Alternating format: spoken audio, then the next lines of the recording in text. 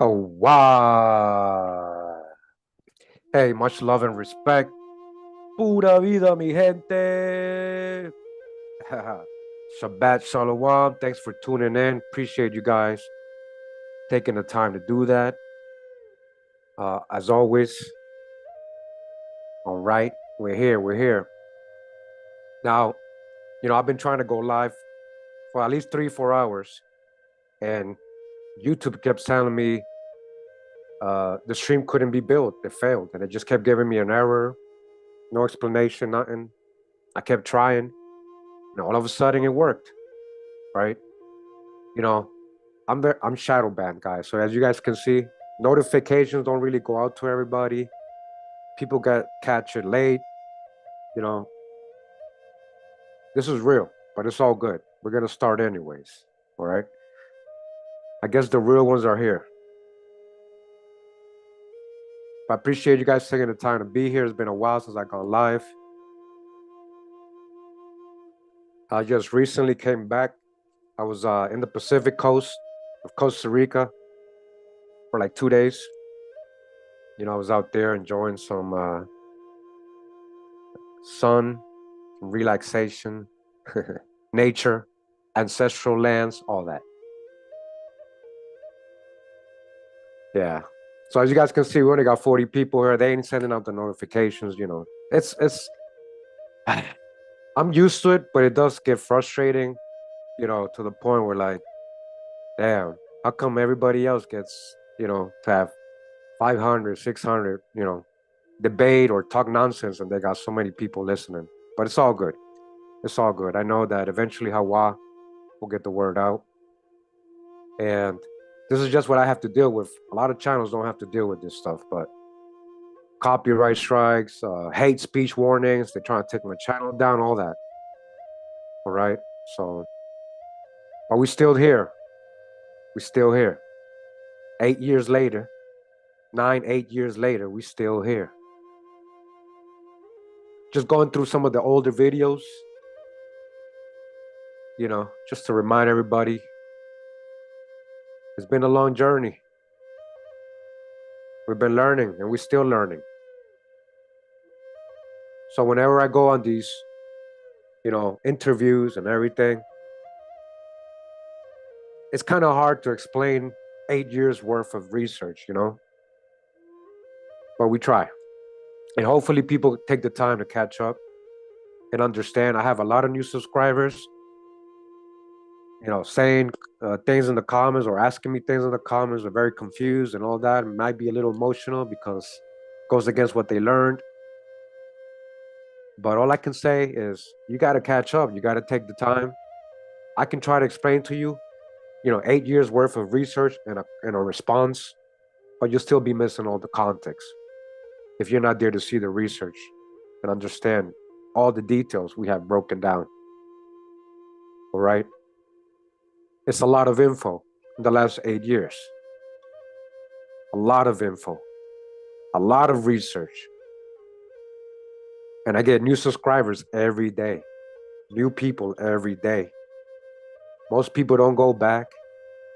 You know, I understand why, not everybody is willing to go ahead and go back 8, 7 years and catch up. I understand. People got priorities, so I get it.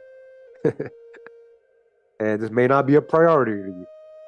But if you're in the comment section and you're asking and you just want the answers right there in the comment section, then I know you don't really care. I don't teach in the comment section. That's why I do full-length presentations. And I show you the sources so you can verify, not just believe me. Okay? We've been putting in a lot of work. All right? Now, recently, I was invited.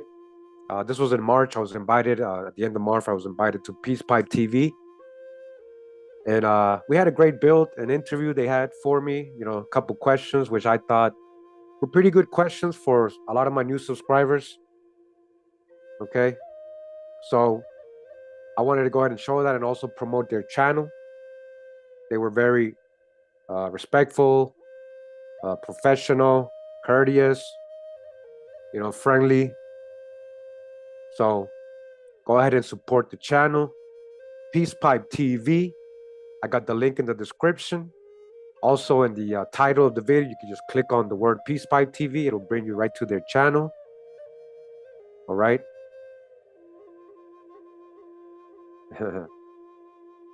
So this is different videos they got, live streams, videos. This is mine right here 2 weeks ago, which I had a great discussion with them. This is what we're going to show you today, guys. I did share the original in case you want to watch it without me talking now, like we're doing right now. And if you want to just get to the interview, you can watch that as well. I shared it on my post. But we're going to go ahead and live stream the interview.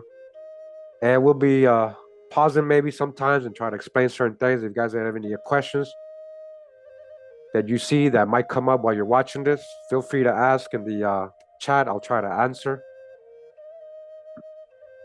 Okay. So again, Peace Pipe TV. Shout out to Phoenix Nadie and Micco Wolf for the invitation and for the love they showed. All right. Appreciate that very much. Go ahead and support, like, subscribe if you like their content. Okay. Peace Pipe TV. Peace Pipe TV.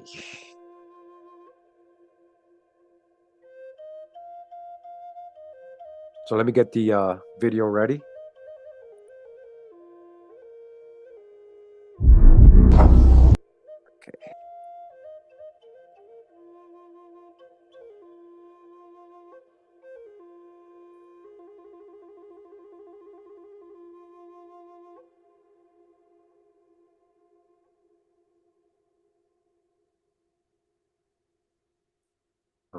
All right. So here we go. Hope you guys enjoy it.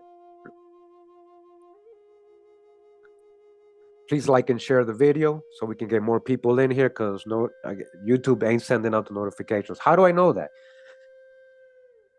Because my wife tells me, everybody tells me.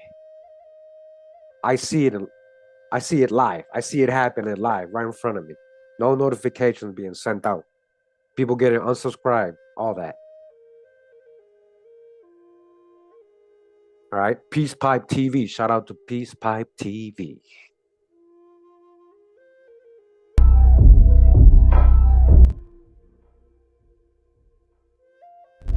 Definitely don't want no music copyright, so hold on. Fair use. Hold on. Peace Pipe TV. All right. Peace and blessings, everybody. This is Peace Pipe TV. I am Phoenix, and this is Micco Wolf. We are so glad that you all are here. And like always, you could have been anywhere else in the world, but you are here with us.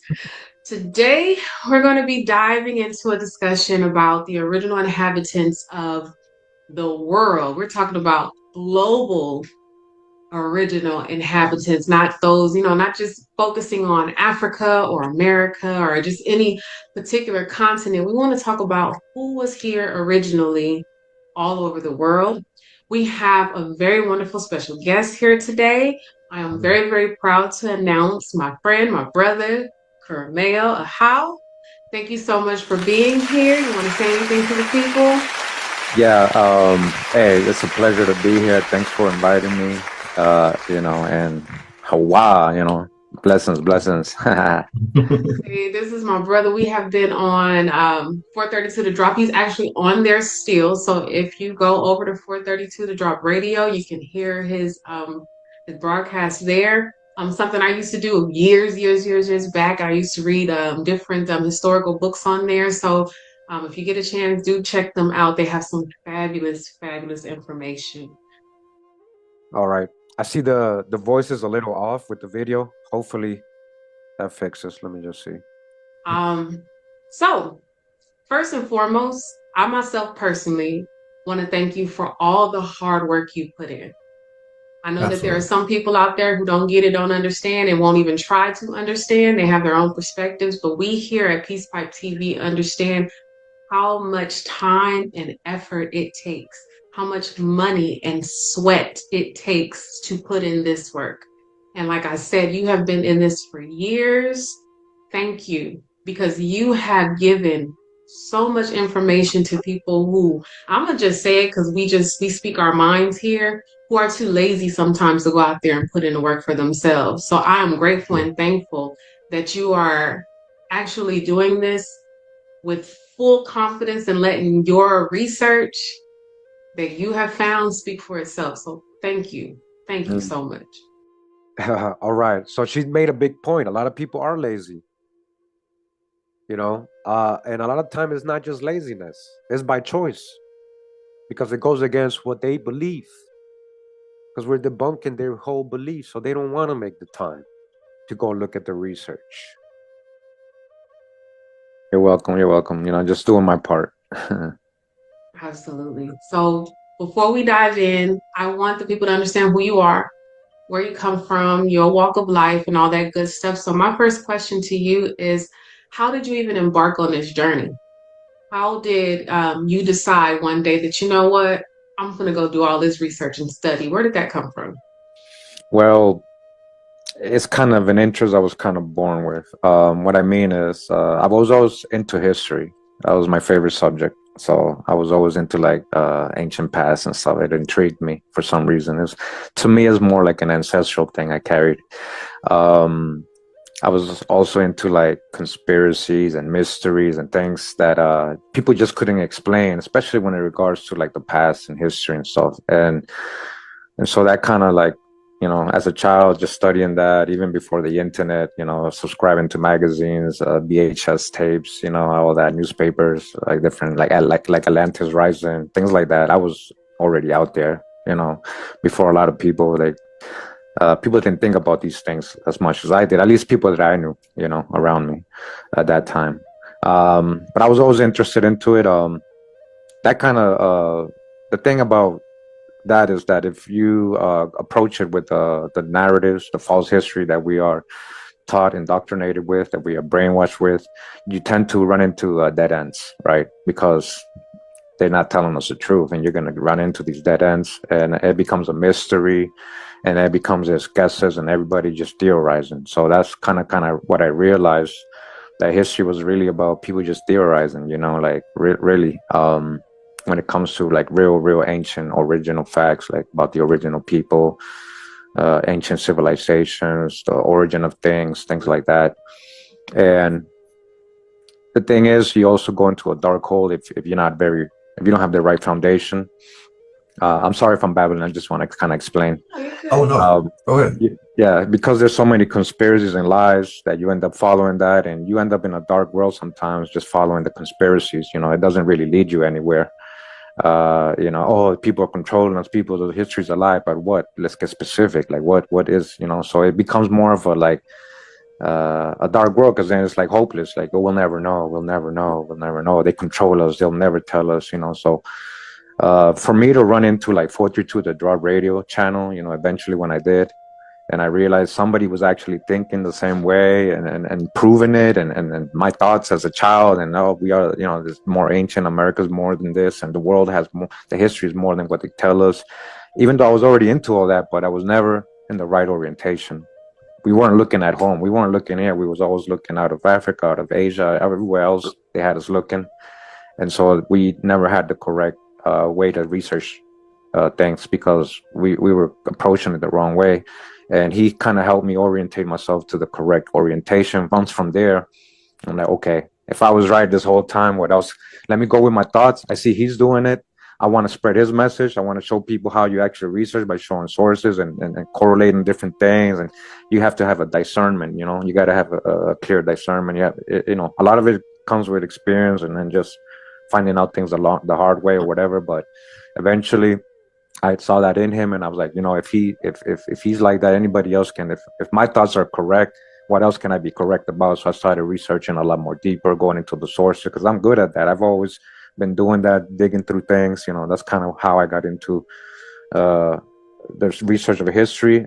I also into video production. Along the way, I was a lot into video production, so that kind of I united both hobbies, both interests, and now, I have my channel, and I kind of just went from there. All right, all right. So, it was a brief, kind of fast explanation of how I got into it. there's a whole lot of context missing, but in general, that's what, kind of led me, to having a channel. I've always been interested in this. Now, a little bit about myself, a lot of new subscribers, or maybe a lot of you who's been following me forget, but I was born in Costa Rica. All right. A lot of people don't know what Costa Rica is. They think it's an island in the Caribbean. So you guys know the states. You go down to Central America. You go to Mexico, right? Under Mexico, you got Guatemala. Then you got Honduras, El Salvador, Nicaragua. Then you got Costa Rica. This is where I was born. I was born in Mesoamerica. All right, Costa Rica. I ended up moving to Boston when I was 5 years old. All right, I was 5 years old when I moved to Boston.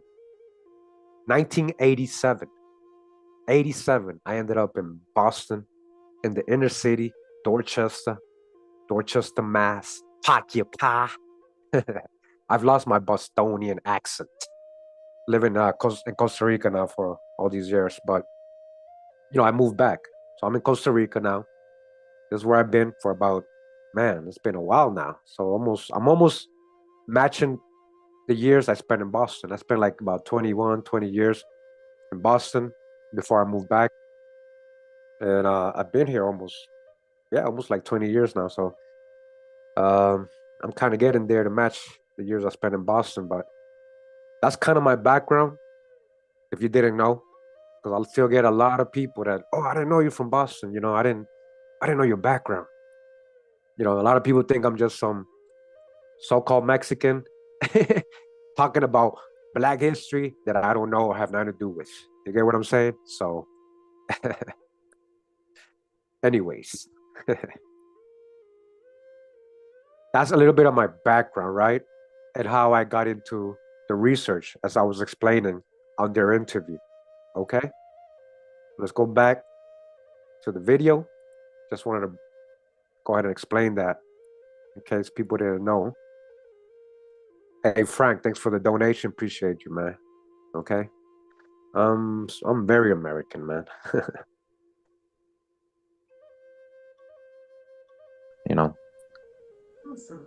Awesome. Yeah. 4:30 to the drop, calm drop. He is a very inspirational person, and he really does encourage you to get out there and do your thing. So I totally understand his push and motivation, driving you to get out there and do that. Yeah, some of us surf the wave a lot harder than others. That's true. That is true. All right. So, Micco, do you have any questions you want to start out with? Yes. It's might jump around a little bit. Like it's not like any order or anything. My first question would be, why do you feel Black Europeans are not known? It's just the whole that out of Africa theories that makes us think that all so-called Black or Negroid people of the world came out of one place. So we disregard any indigenous history that so-called Negro people might have in Europe or any other continent. And accepting that and teaching that would actually force people to rewrite the history and correct the false narratives, which they don't want to do.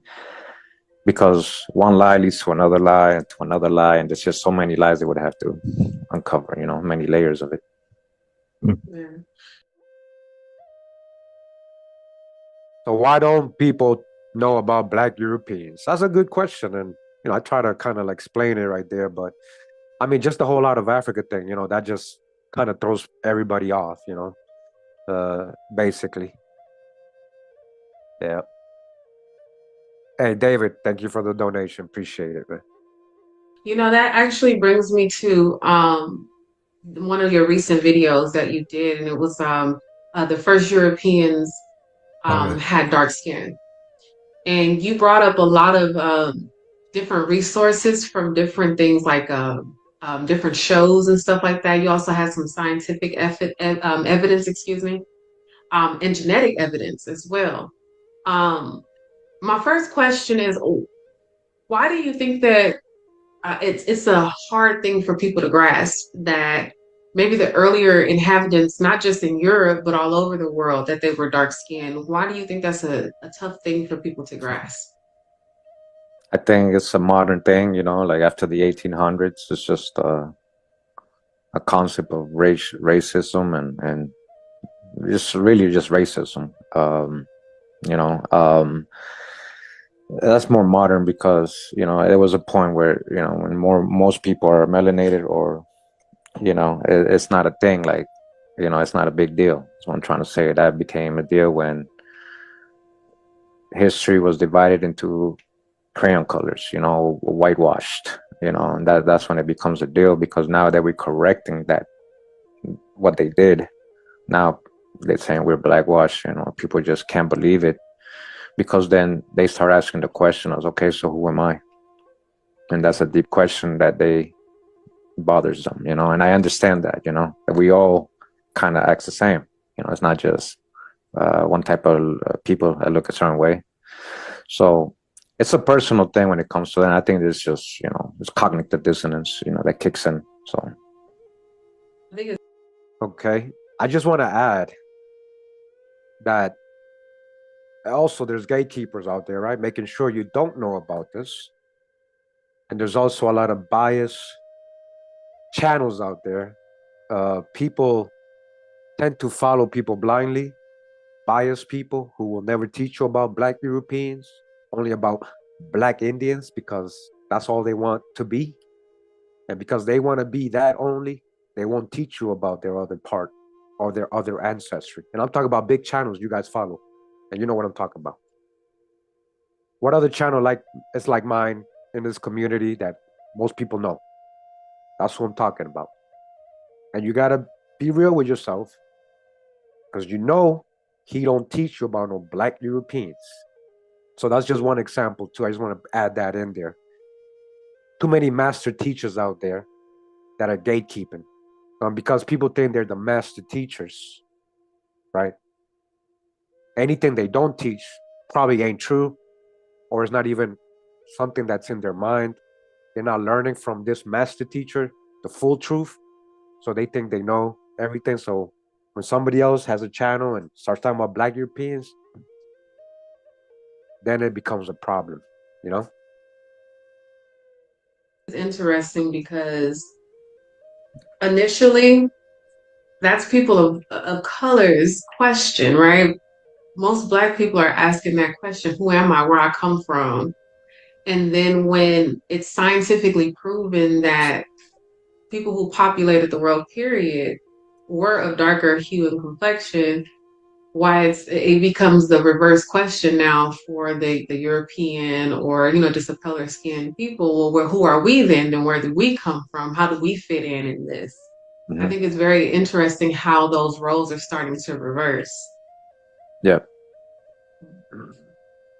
Absolutely. How did you find out about the Black Europeans? What led you up to that point to say, okay, well, these people were so-called Black. How did you find out about them? That's a good question. I mean, let me see. I mean, there's so many things. First of all, like even before we realized there was actual Black European that might be indigenous or from another part of the world that might not be Africa, right? We knew there was always Black European based on what the Moors were showing and all the statues we see and all the drawings, the icons in the church, but we always had that notion these are all Africans, So it's kind of not wasn't such a big surprise for me.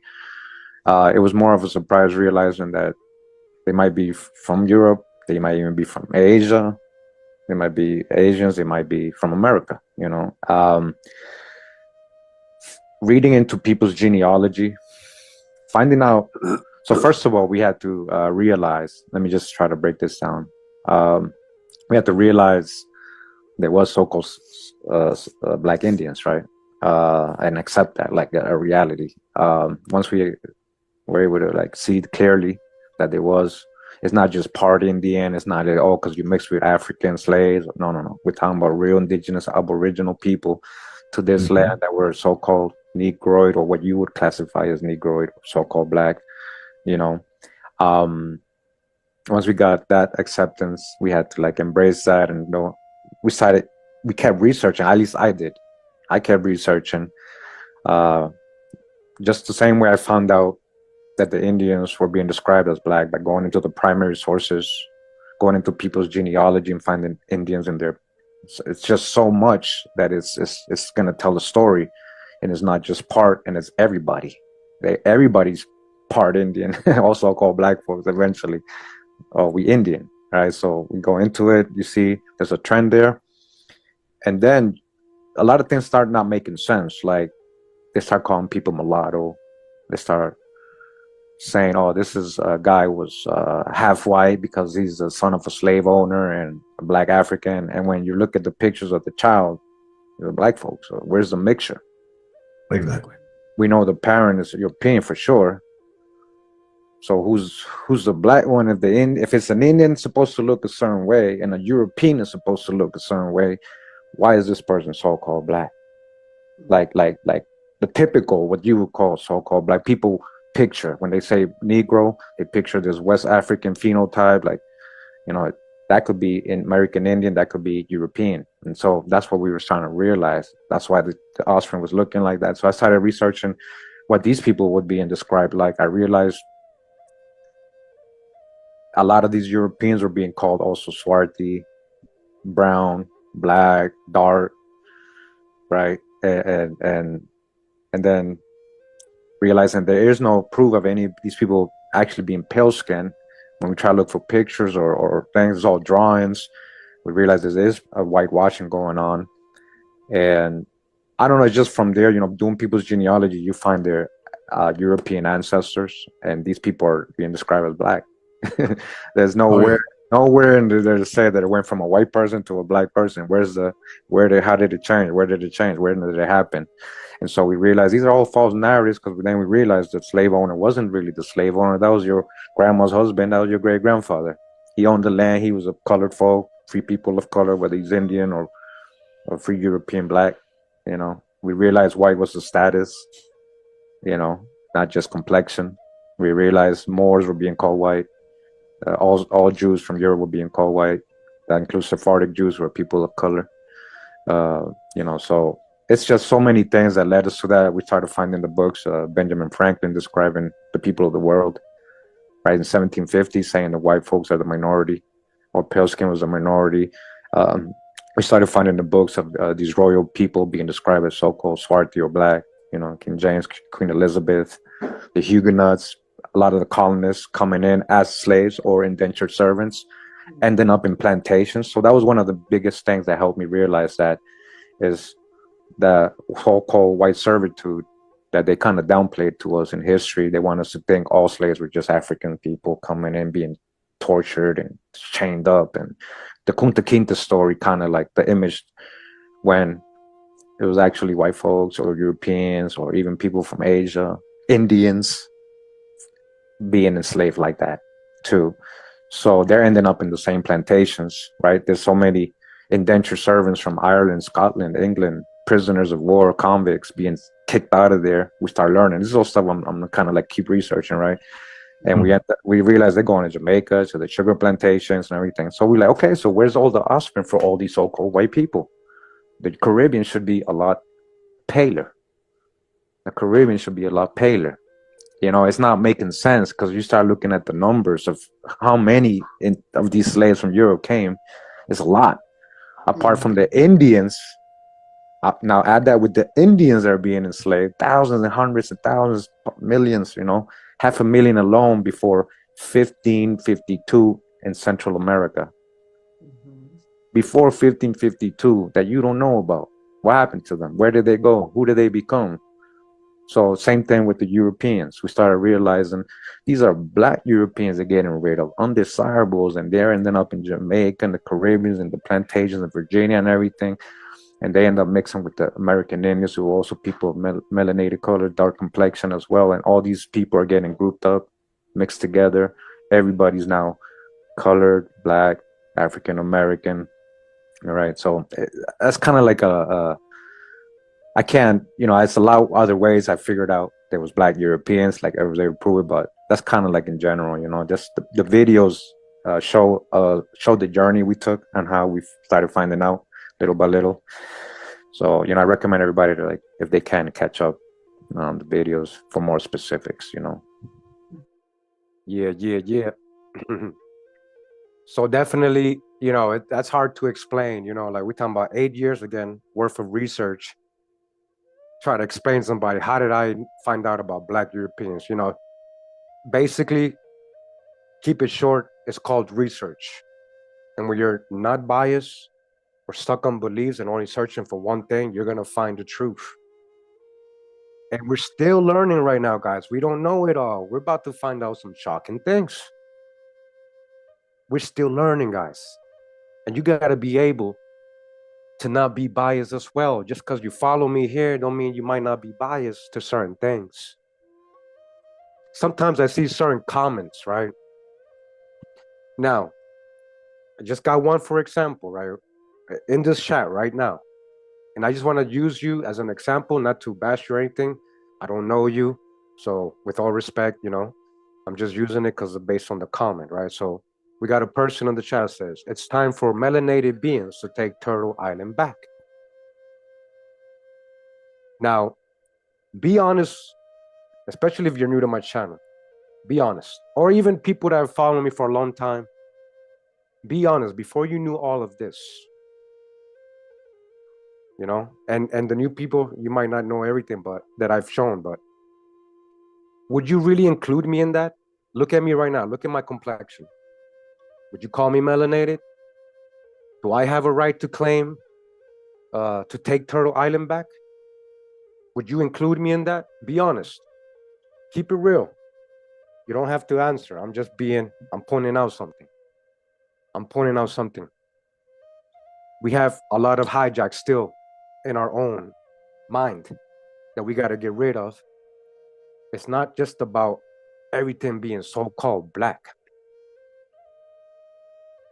We're just trying to teach real history. And if the shoe fits, where people were more melanated in the past and the shoe fits, that's what we're going to teach. And I want to say something right now. If you think that you're not mixed because you're so-called Black or so-called melanated in America, and you think you're only 100% in and that you don't know your real genealogy, you haven't done it. I've done hundreds and hundreds of genealogies for Black folks.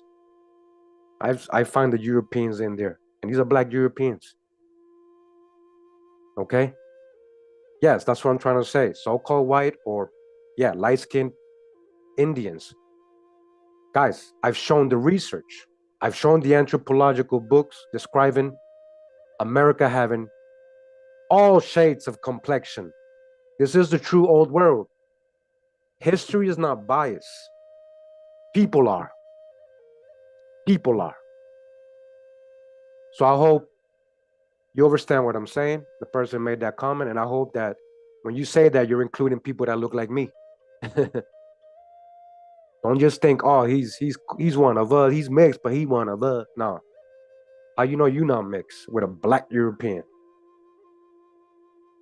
or one of the Arab Africans that came from Arab, from Yemen? I'm just saying. So a lot of times we don't catch ourselves when we are kind of stereotyping or like generalizing, but we got to catch ourselves, That's how we help everybody else. Okay, I just wanted to say that. So again, they asked me how I knew about Black Europeans. I try to explain, as you guys see, it's just basically research. People ask me, how do you find these books? Research. It's simple. It's called research. Got to know what a primary source is. Accounts from those times. Contemporaneous with the people. They saw them. They were there. They wrote it down. Not what somebody's saying in 2001, 1998, 1993, Black Power. That's not a primary source. Yeah. So don't think I'm trying to add white folks. That's not what I'm saying.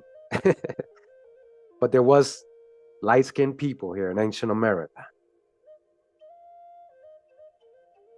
People that might have looked like, what was that guy, Curry, right? The basketball player, you know?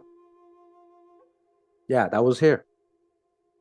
That whole so-called mulatto look, we had that here look here.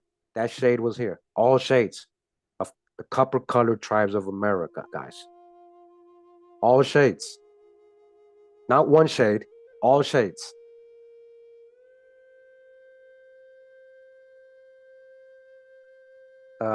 Guys, get Volta out of here. Well, I'll get him out myself. This is what I'm saying. He still calls history Black history. This is what I mean. You guys stuck on crayon colors. You guys stuck on crayon colors and personal beliefs. And with that, it creates hate in you. You have hate in you. Like Volta, the one in the chat who just said, I'm messing up because I'm saying they're not Africans. Again, history's not biased, guys. History's not biased. People are.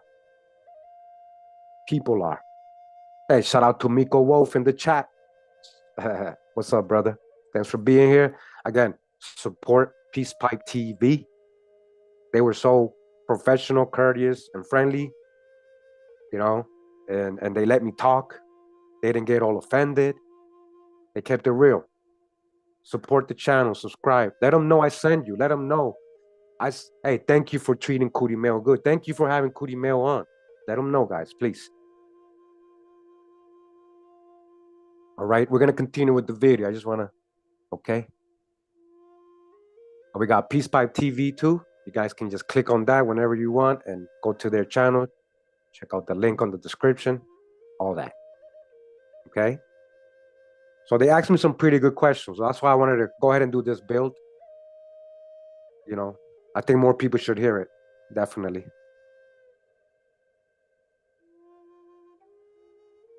Okay. You may say that now that you know me, but if you didn't know me, you saw me walking in the street, Nightcrave, would you really consider me Aboriginal? I'm just being real. You may say, yeah, it's hard for me to believe that. It's really because of my experience growing up around Black folks. Okay? I grew up in all Black neighborhoods, all Black schools, you know. So it's not like I'm talking from the outside in.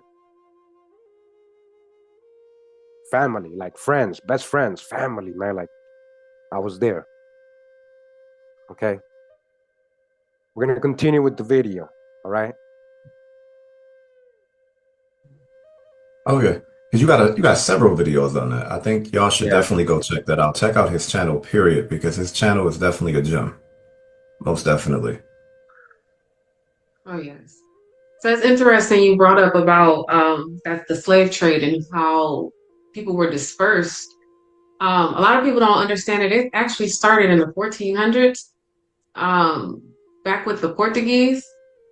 And those are actually Black Portuguese, you know what I mean, that came and went over to South America, took the people from South America, brought them back to Portugal, to Europe, some in Africa, then some to America, and then took the Indians from America, you know, the so-called Indians from America, and brought them to South America. And it's just been like this back and forth traversing and mixing and mingling. And not only that, they had people who had to run those slave ports and things in South America from the Gold Coast of Africa, pretty much, right?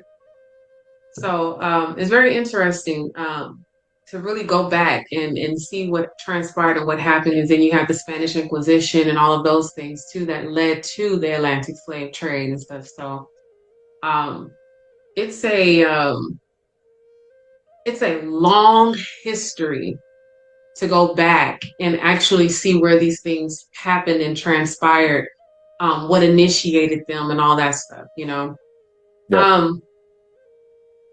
So we have this thing here where people like to say that civilization started in Africa. I'm getting on that because this is supposed to help disperse this whole migration pattern that transpired from the cradle of life in Africa that was supposed to have went and populated Europe, Asia, North Africa, Greenland, Iceland, all that stuff, and then onto the Americas. How do you view that that portion of our history? Because I don't see how we disperse from just one place. Um, yeah, I mean, I think when you think about it, like the plants and the animals and how it's dispersed all throughout all the continents, why not people, you know? But what is civilization, you know? So the way people were able to civilize themselves, settle down, build cities and everything was through agriculture. That's what was the main thing that helped humans settle down, get out of the whole hunter-gatherer, supposedly, you know, according to their history, right? And be settled down, have time to have leisure and build things, have sports, build ball games, have a community, governments, you know.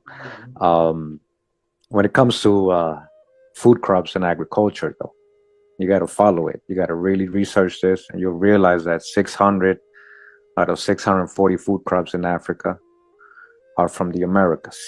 They originated in the Americas. Okay, so when we're talking about a real cradle of life, not just of civilization, but a cradle of life and civilization, we have 4 different regions in the Americas. No other continent has that where has cradles of life. I'm talking about South America, the Andes, Peru, Amazon.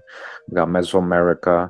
We got the Oasis America. That's a whole other part of the Americas people don't really talk about. We only know about Mesoamerica. So we got Arid America on top of Mesoamerica. Then we got Oasis America. These are all cradles of life. You can find the fossilized evidence of corn, squash. We're talking about 8,000, 9,000 BC. Right? We're talking about evidence of farming. Next to all these mounds, they're finding ancient mounds, evidence. We're talking about going back 5,000, 6,000 years. They have never found that in the supposed cradle of life in Mesopotamia on the other side of the world, where they named these places that they've never found. They don't have no fossilized squash or corn. Again, squash, corn, all from the Americas, right? And so why do they have all these things depicted in their walls and stuff? And these are native plants from America, you know. So we know where the true cradle of civilization is when it comes to, we were the first doing farming, the birth of farming. I have a lot of videos on this, a lot of videos on corn and different agriculture here in the Americas. This is the stuff they leave out of our classrooms. They don't allow children or us to be able to look at what has been found and compare what has been found in other parts of the world. And so people can really see, well, wait, if you're finding all this evidence of fossilized farm, you know, corn, fruits, vegetables, and then farming from thousands and thousands of years ago, like even in Supe, Peru, where we got some of the oldest, if not the oldest pyramids in the world, older than the ones in Africa and Egypt and stuff. The whole pyramid complex that nobody ever talks about or they teach about. They had cotton. They were growing cotton. And who, you know, this is the other thing, we're going to get to it. So they were growing cotton 5,000, 6,000 years ago, 4,000 BC. Like this is that gets left out. And not only just growing it, but commercializing, trading all over the world. So we're talking about people who got clothing, cotton, right? Like cotton, these are civilized people. These are not people hunting, gathering, trying to survive. They have time to grow cotton. They have pyramids. This is way before the dynasties of Egypt and everything, and Sudan and all those pyramids they got there, which actually looks like an Aztec pyramid, you know? So when it comes to cradle civilization, there is no proof in Africa of any origin of civilization.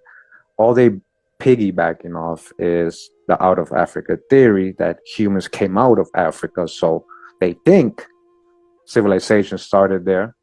And all those bones they found, in actuality, and I don't mean to sound disrespectful, but it's just truth, it's ape bones. They're not modern type humans. That's their proof that civilization started there. And then they say, well, Egypt was here. This really was ancient Egypt really there? And we've debunked that. Like there's so much information now, not just with me. You got brothers like UBTV, got a whole series, right? America's Egypt. Like he has so much drop on that. Like I have so much showing that this was ancient Egypt. We got Osiris and Isis statues and being found in Salvador, Mexico. Like everything the primary sources write about when they came here, the Spaniards and the colonists and all these people exploring, right? Oh, they're like the Egyptians. They're like the Sumerians. They do this just like the Celts. They do this just like we do everything just like all the old world. But everybody had to come here probably to influence us. Instead of logically knowing that in geology, right, has been proven. I'm sorry if I'm taking long. I just want to. Oh, no, no, no. Go ahead, go ahead. In geology, right, you got Louis Agassiz, the most famous geologist, which if you take geology in a college course, you have to study his book, Geological Sketches. That's part of your curriculum. He's the most famous geologist, all right? Louis Agassiz. In his book, Geological Sketches, chapter 1, the very first chapter is called America, the True Old World. And right, what is he saying? Because he's showing you that the oldest, according to science, how they determine rocks and all this stuff, right? How old they are, right? That the oldest land out of the primordial waters, or the oldest land in the world, is here in the Americas, the Laurentian mountain chain, Canada, Quebec, going down to the Appalachians. That's very old land. Very old land, the oldest in the world. So if you know that, if they would have taught us this stuff, we would think differently. Like, okay, if this is the oldest land, then you're finding all the old.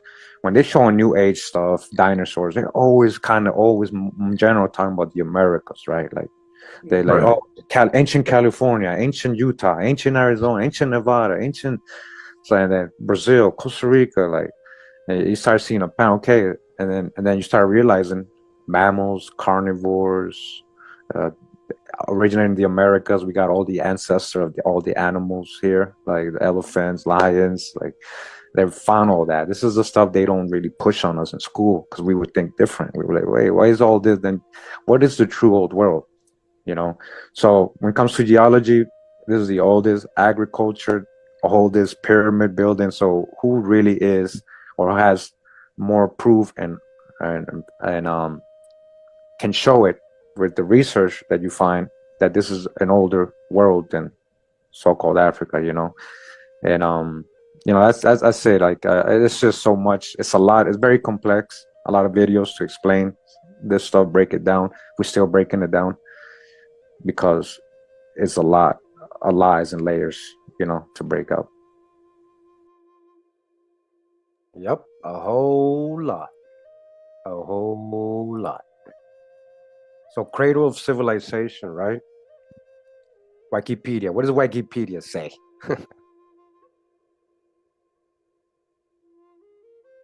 Cradle of civilization is a location and culture where civilization was developed independent of other civilizations in other locations. Okay? Independent. Had nothing to do with Africans going all over the world and developing it. Independent means on its own. A civilization is any complex society characterized by the development of state, social stratification, urbanization, and symbolic systems of communication beyond signed or spoken language. Scholars generally acknowledge 6 cradles of civilization. 1, Mesopotamia, right? Which we have debunked and know that might have been in the Americas. There's no fossil records or proof of ancient agriculture there in large or massive amounts, like we find in the Americas. Then they're saying ancient Egypt.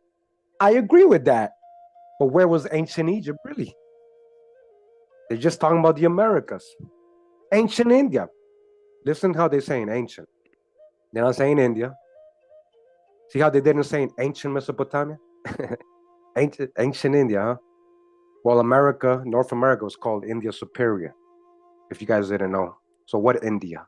Because India, the country today, just got its name in 1947, if you guys didn't know that. You understand? Then saying ancient China, which I kind of agree with that. But who started that in ancient China? Once you understand the ancient history there and who they might be associating with, you know, when it comes to possibly ancient Americans going over there, because how do we know that? Because it's going to tell you. Listen to what it says here. So these are the believed to be the earliest in Afro-Eurasia, previously called the Old World. While the Caral Supe in Peru, right? I got videos. This is the oldest pyramids in the world. They were growing cotton, right? Cotton, right? That famous slave plantation crop, right?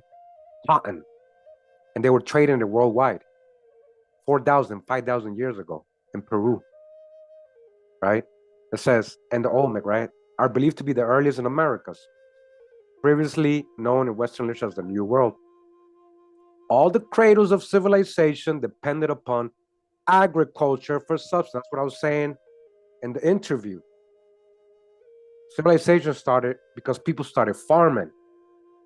When you understand where most of the foods of the world came out of, you only have to be logical to say, okay, if all these foods started in Americas, wouldn't it be here where agriculture started, and then civilization? And then I just told you in the video interview, the oldest land is in the Americas. So put two and two together, right? I'm going to say this again. 600 out of 640 food crops in Africa today originated in the Americas. Let that sink in, man. Like, see, the Pan-Africans that come here with their emotions, they're not, like she said, people are lazy. That's why I added, no, some people just don't care to go study or verify the info we show. They don't want to know that. They'll be hurt. They'll be butthurt. Like, hurt, heartbroken, because they got a religious mind state when it comes to their out of Africa theories. It's all beliefs, no proof. So you're stepping on their beliefs, and it gets them emotional. And now they're just babbling. Then they start babbling and on defense mode, right? Like, not making any sense, just start insulting people and being childish. So let's go back to what I was saying. So agriculture, that started here, guys. Agriculture started here. That's what started civilization. We spread that around the world. All these cradles, they're just talking about the Americas. We're talking about these ancient, whenever you hear ancient Mesopotamia, ancient Egypt, ancient India, you got to question it. You got to question it. What do you mean ancient Egypt? Ancient Egypt was here. Ancient India? India just got its name in 1947. All right? We are the cradle of civilization. This is what I'm saying. They show you this in Wikipedia, and the first thing they put is the Giza pyramids. Yet they do mention Caral Supe here, right? Which is a lot older than that. A lot. And right here, they're being biased. It's a lot older than this in Wikipedia, but this is the oldest pyramid in the world that is not covered up, that is officially called the pyramid. Because there might be some mountains that might be older, but they haven't officially been called pyramids yet, right? So, Caral Supe, way older than the Giza. Okay? Go back to the video. Let's continue with Peace Pipe TV. Let's see. Right. That was very well said. Everything you said. Very well said. Now, are there people where you are that know that so-called Black people are the indigenous people of the not only the planet but like America? There's some people there's conscious people, but in general, unfortunately, is I think it's even worse when it comes to like Spanish countries and French-speaking countries, and they'll tell you themselves, like people are more indoctrinated, more stuck on the beliefs. I would say English-speaking or Americans from North America, USA, can be more open-minded. No, yeah.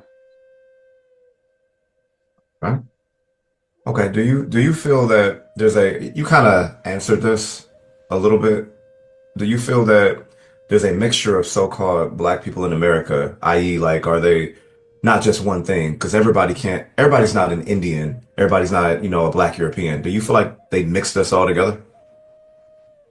I don't think it was like deliberate, like always. Like I'm gonna make sure they all mix, but it happened a lot. Certain cultures like the Huguenots and a lot of the Sephardic Jews, they tended to mix a lot with the Indians. These were black folk. These were black Europeans.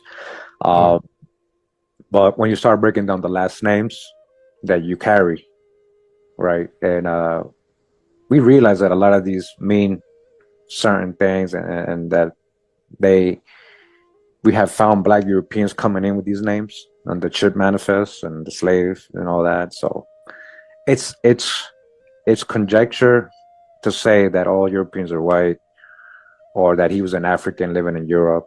That's what they try to say. But no, we know that a lot of these names are indigenous to Europe, to indigenous melanated people, right?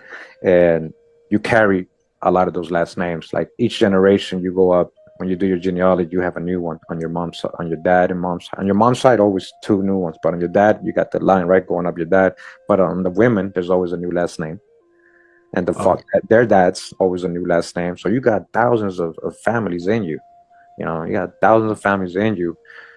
So to say that you're just Indian, it's just, unfortunately, this is a lot of the, I get a lot of hate from, there's the Pan-African community, right? And then there's the black-only Indian community. Like they just, if you're not black, you're an Indian. It's almost like they carry the pro-black mentality of Pan-Africanism into this new learning, and they just they're kind of doing the same thing. A lot of it's not based on genealogy; it's just based on looks. They don't even know their genealogy, so they're just like they're Indian, not knowing they might have black European ancestors. Is what I'm trying to say. Now, I'll make this statement right here, right, until anybody can prove me wrong, right? Because this is from me, 3 years of doing 3 genealogies a week for black folks in a 3-year span. I'd say that you guys are the American Indians. You guys are the founding fathers. No separation. Both genealogies are in you. Some may lean more Indian, some may lean more black European. That's for you to find out. I'm not generalizing, and that's the thing. So people kind of get a little offended when I say that, and they think I'm just trying to make everybody European, but it's not. I'm trying to open up your eyes to something greater. And a lot of those black Europeans might be tied to ancient America anyways, before they ended up in Europe. So, all right. So don't get offended. So I know a lot of people, I'm not mixed, I'm this, I'm that. Well, you don't want to call it mix. Okay, that's fine. But you know what I mean. You're not 100% anything, is what I mean. So you can't judge anybody else that don't look like you, is what I'm trying to say. All right? In case people want to beat around the bush to what I'm saying. Now, what's up, James? Thank you, brother. Thank you for being here. Check out James' channel. He's one of the moderators on the chat. Check out his channel. He's got a lot to say for you to hear. You got to listen to the people who got the experience in life and been around and been studying for years, They finally we got these platforms like YouTube. We're able to teach the world what we know, individually. So support everybody. And I don't, okay. Let's just keep going with the video. If not, I'll keep interacting with the chat and get off topic. Exactly. I see that. I do genealogy as well. And I see everything you're saying about the layers of different names and stuff like that, and the black Europeans in there. It's a lot of that in there. And for anybody to disagree with you or even try to hate on you, that's how I know that they don't have their genealogy. We call it over here meme scholarship. That's what they do. And they don't understand what they're talking about. So it's a little weird because exactly. So all these last names, right, that you see, right, you notice all these, every time you go up, you got another two last names, another, right? Now, how did you get those last names?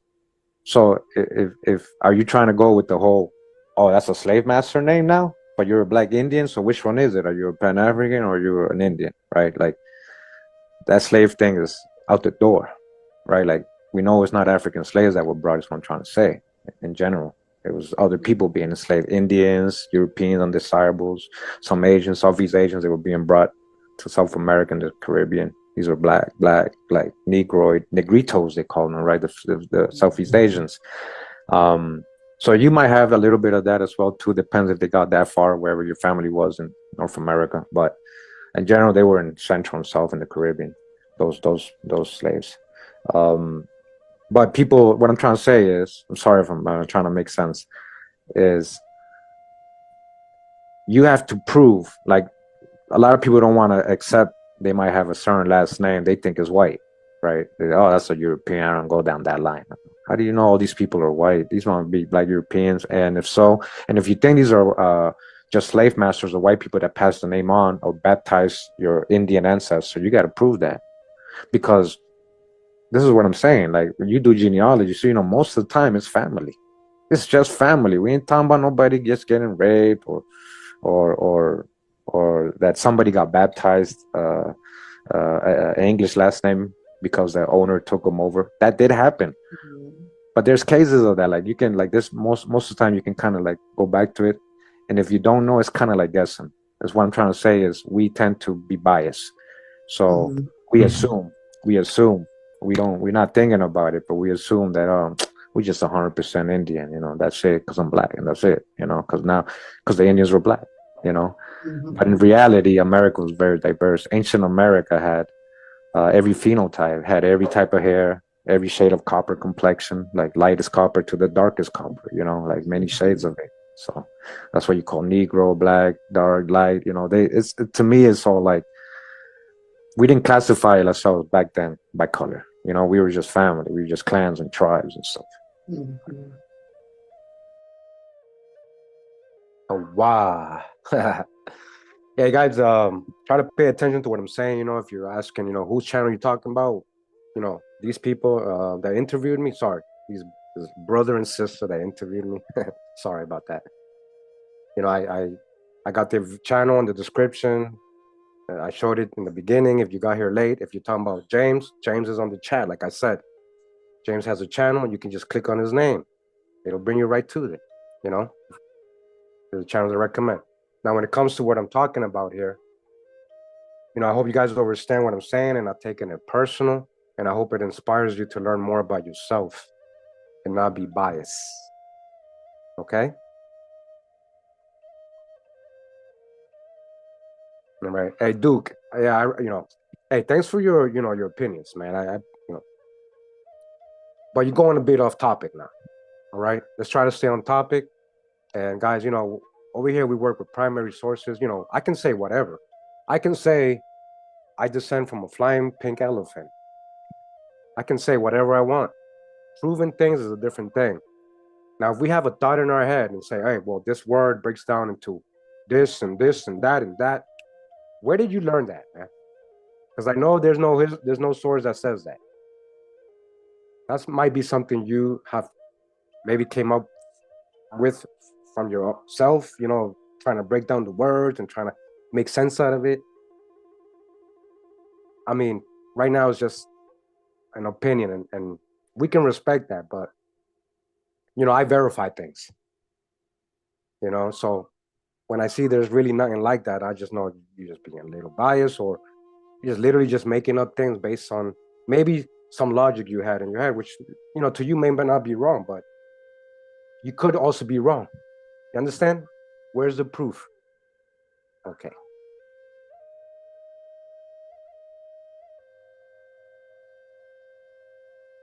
Okay, so I'm not researching Zodiac anything. I told you you're going off topic, bro. You know, don't make me time you out, bro. Okay. 100%. So I want to kind of get a little more broad about this scope. Do you feel like, because I know that Graham Hancock has been doing studies of a global civilization. He has his shows and stuff on Netflix and things like that speak on this. How do you feel about that? Do you think that maybe before pre-flood that there was a global civilization? Yeah, why Not not? necessarily Atlantis, because a lot of people bring up Atlantis. When I say global, I mean all over the globe. Okay. Well, I think, you know, Atlantis, people, when they bring it up like a myth. But we just talking about the ancient Americas. Is real land, real people. It's not myth. So us coming out of Americas, bringing civilization to other parts of the world, that definitely happened, and that's what the thing is. It's so easy to believe it happened out of Africa, but when we have proven, telling you, look, it might have happened out of America more, right, or this part of the world, this part of Pangea, if you want to go with Pangea, you know, um, it happened. We got the proof, and we're showing it, and so it's impossible for people to accept that. But it's so easy to go with Darwinism and theories that we can't even prove. It's a theory. Theory is not a fact. Exactly. Exactly. Do you think that the Shi or the Olmecs, as they call them today, do you think that they were so-called black people? If so, how would you prove that? Yeah, I think the Olmec civilization was like a melting pot. I think it was a epicenter of the world. Like when you're talking about you just asked me a world empire. Mhm. Like today, New York is a metropolis. I think the Olmec civilization, a lot of the Mayas were the metropolises, people from different parts of the world. Like the reason I'm saying that is, yes, they had people that look so-called black. The Olmec heads tell you right away. There's no denying it. There's some other Olmec heads, different kind of phenotypes you can kind of compare with other people too. But there's also the pottery, the ceramics, the stone sculptures, and we also find Negroid stone sculptures, but we find other phenotypes too with the Olmec civilization that a lot of the Black Indian folks don't want to talk about. And so that's what I'm saying. Maybe it was people from different parts of the world. So who's the Western Chia in China or in Asia? There's a connection here with the Chang dynasty and the Olmec. I have videos on this. So it's not just one look, but yes. Who were these people? I think these were ball players. And these are like, picture a LeBron James back then. When I'm talking about your whole empire depended on that game win, your life, your whole everything, and you got people like LeBron and Jordan's back in those times. These are like superheroes. These are not just like they're saving lives by winning. You understand? This is how civilized we were. We had enough time to have leisure in sports, cheerleading, competition, teams, different sides, just like today, stadiums, where the word of the announcer can echo through the whole plaza. Like, yeah. So, and then instead of fighting, we played ball games. I have videos on this.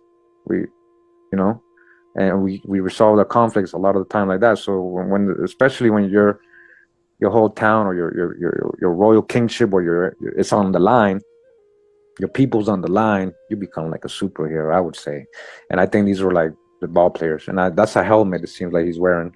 They used to wear. If you look at the ball players' equipment of the Olmec and the Mayas, it's the same thing. The Olmec's kind of definitely look like a helmet. Definitely. Yeah. You saw the brother just show the Olmec head. I got videos on this, guys. It's literally a sports helmet, the Olmec hats. Okay, a lot of people say, "Oh, that's a fez, that's a turb." This is what I'm trying to say. History is not biased. People are. You got to really do some real research because a lot of you missing the context. You got to understand things a lot better and break out of the biases, right? If you really care about truth and history, then you can't be biased.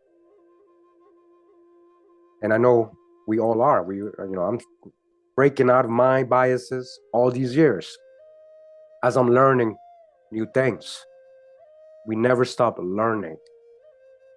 If you think you know it all, then that's when I know you don't know, anything. If you think you know it all. Playing some ancient football and stuff, Most definitely. Why do you feel that the people in the indigenous community, why do they think that all Moors are traitors or Black Europeans? As soon as you mention it, they go like this, or they want to go like this, or they get mad at you. Why do you feel that?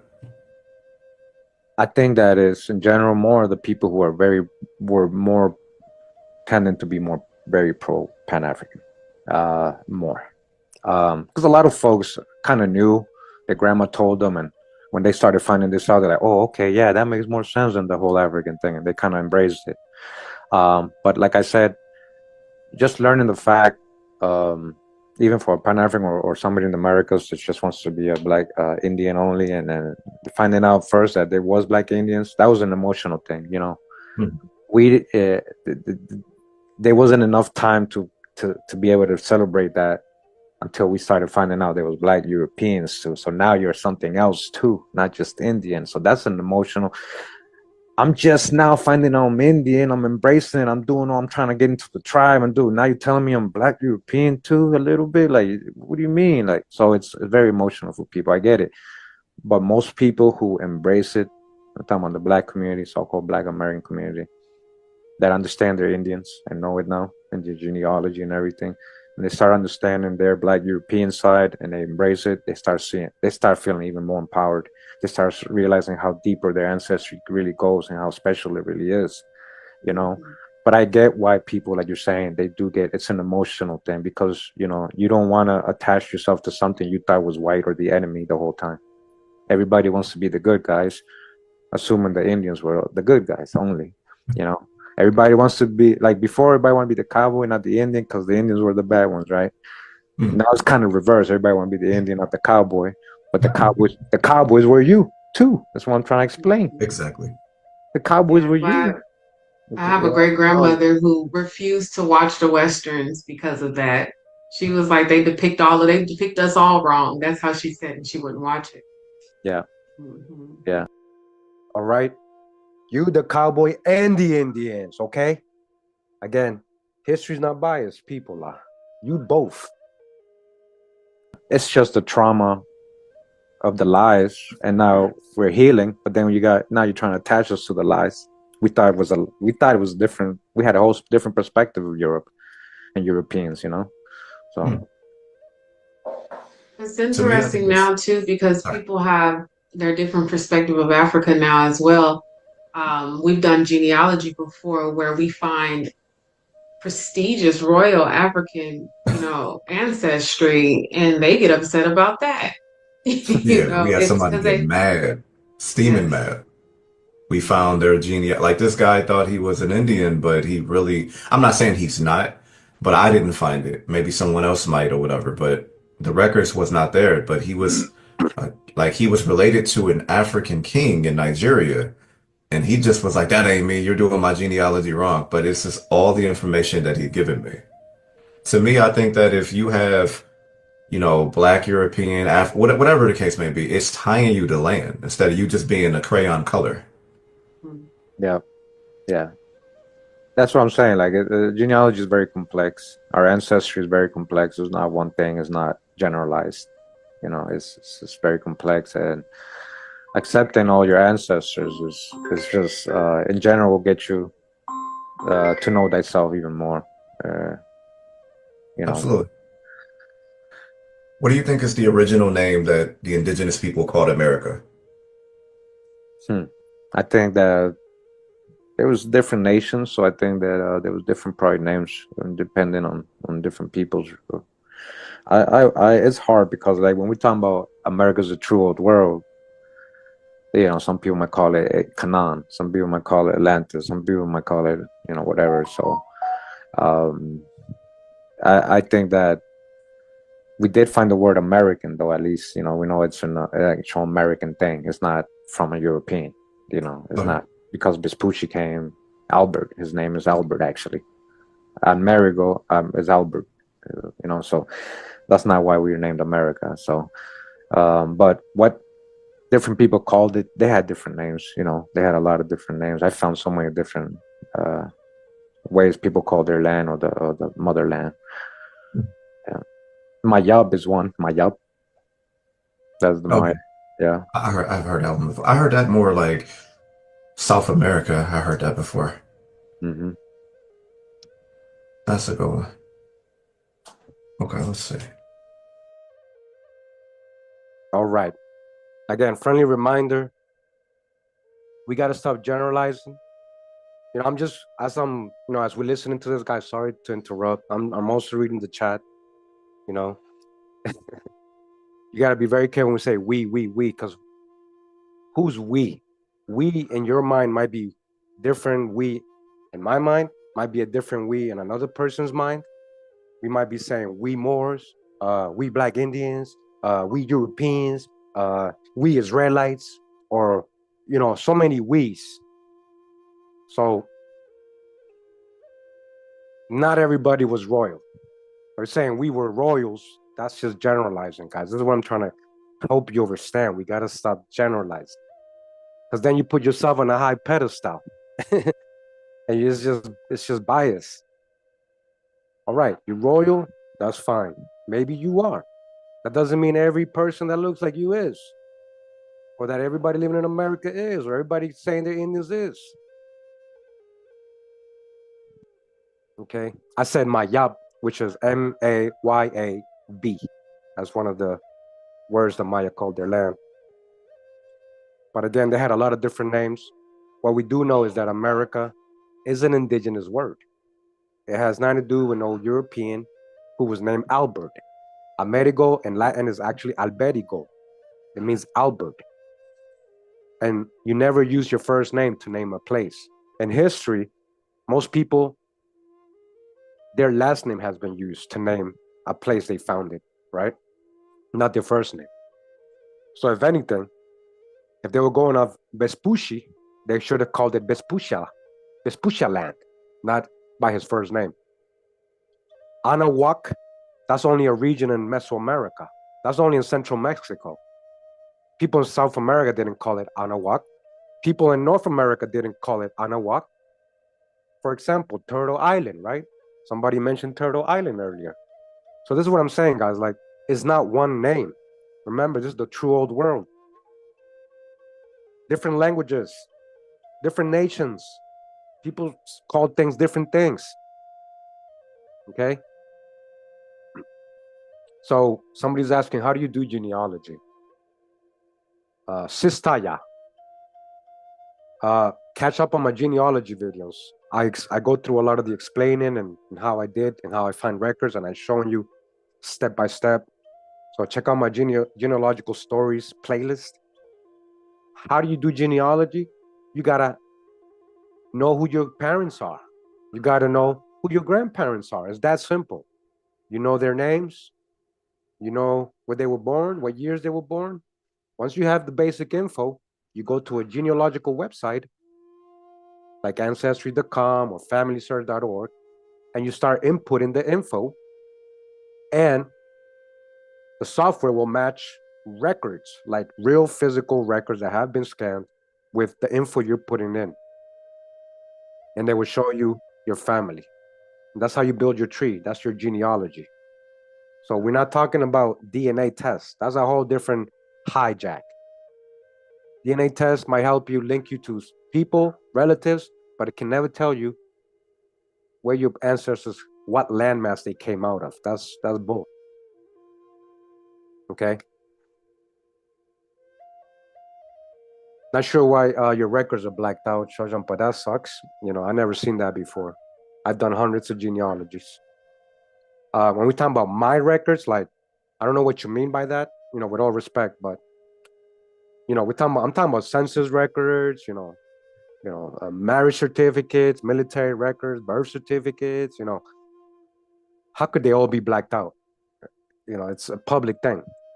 You got a whole bunch of people in a census record, not just you or your family. So I'm not sure what you mean by that, but okay. So again, DNA is not what we do. DNA is not what we do. We don't do DNA tests here. I don't. I mean, it might help you with something, get a general idea of certain relatives you might be related to, but it ain't gonna tell you. It's made as a hijack. It's literally made to make you think you're African. Okay. Now, if you're adopted, that's a whole different thing. That's by purpose. That's your parents. And usually by the time you're 18, I think I heard. I'm not sure because I'm not adopted, so I wouldn't know. But I think by 18, you're able to get the records. And if, they were blacked out, then that's unfortunate, But you might be just talking about basic personal records, you know, of yourself. You know, they don't just black out all census and stuff like that. That most likely was requested by your adopted parents, you know. But I don't know. So that's a little different though. Okay, now everybody's not adopted, you know. But I'm sure there's a way, you know, and just keep working on it. I'm sure there's a way to find out. Just keep working hard, you know. Um, if your adopted parents are alive, they have to know. They have to know, you know, and sometimes you just gotta have a deep talk with your adopted parents and just tell them that you really want to know. They must know something that can lead you in the right path to trying to find out. You know, somebody has to know something, but you got to put the work in.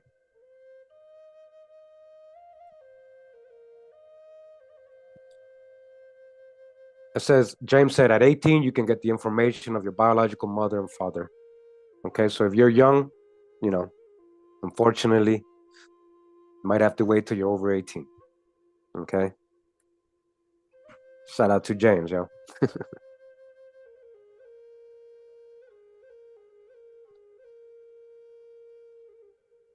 Hey, anybody want to work with me? I got numerous platforms where I can be contacted, and I answer all my messages like right away. Like I'm not too famous for anybody. I'm just like you guys. Like I have a Telegram, I have a Instagram, I have my Patreon, you know, I have my email. You just go to the about section in my YouTube channel. Everybody email shows up in that about section on YouTube. So you guys didn't know that. There's ways to contact me, guys. If you want to work with me, not in the chat. That's not the best way. And I'll probably forget, and I'll never see that again. You know, I just, you know, you got to contact me the right way. You got to put in effort. I get hundreds of people contacting me. So you got to make the effort.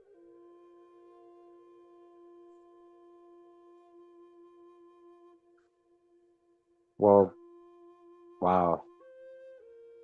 I'm just reading what Shuisam. Sorry if I'm pronouncing that wrong. That's unfortunate, man. But hopefully you're able to find out one day, man. And I think you will. Okay. So with the realization that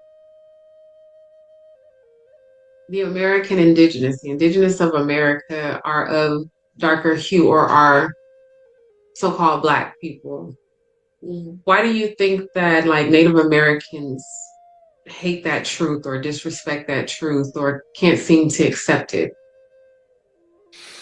Yeah, I think that we have to kind of like, and it's hard. We have to kind of keep reminding ourselves or practice it. You know, not all Native Americans are the same. You know, just like all Black folks not the same, or white folks not the same. Many do. Many are really actually good people. Like they most so-called Native Americans though are just as ignorant as just any other Pan-African that hates on me, or any white racist guy who hates on me because I'm showing Black Europeans. They're just as ignorant. They don't know any better. They've been lied to. They've been told lies to. Hey, this is what the Indian looks like. You the Indian, and that's it. And they're not Indians. And so most of the ones that get disrespectful, like I don't think a lot of those are like actual leading members of the tribe, or maybe they are though. You know, the white civilized got some. They're very rude and stuff. They're not even Native American. They're like white, but in general, like they're not even part of the.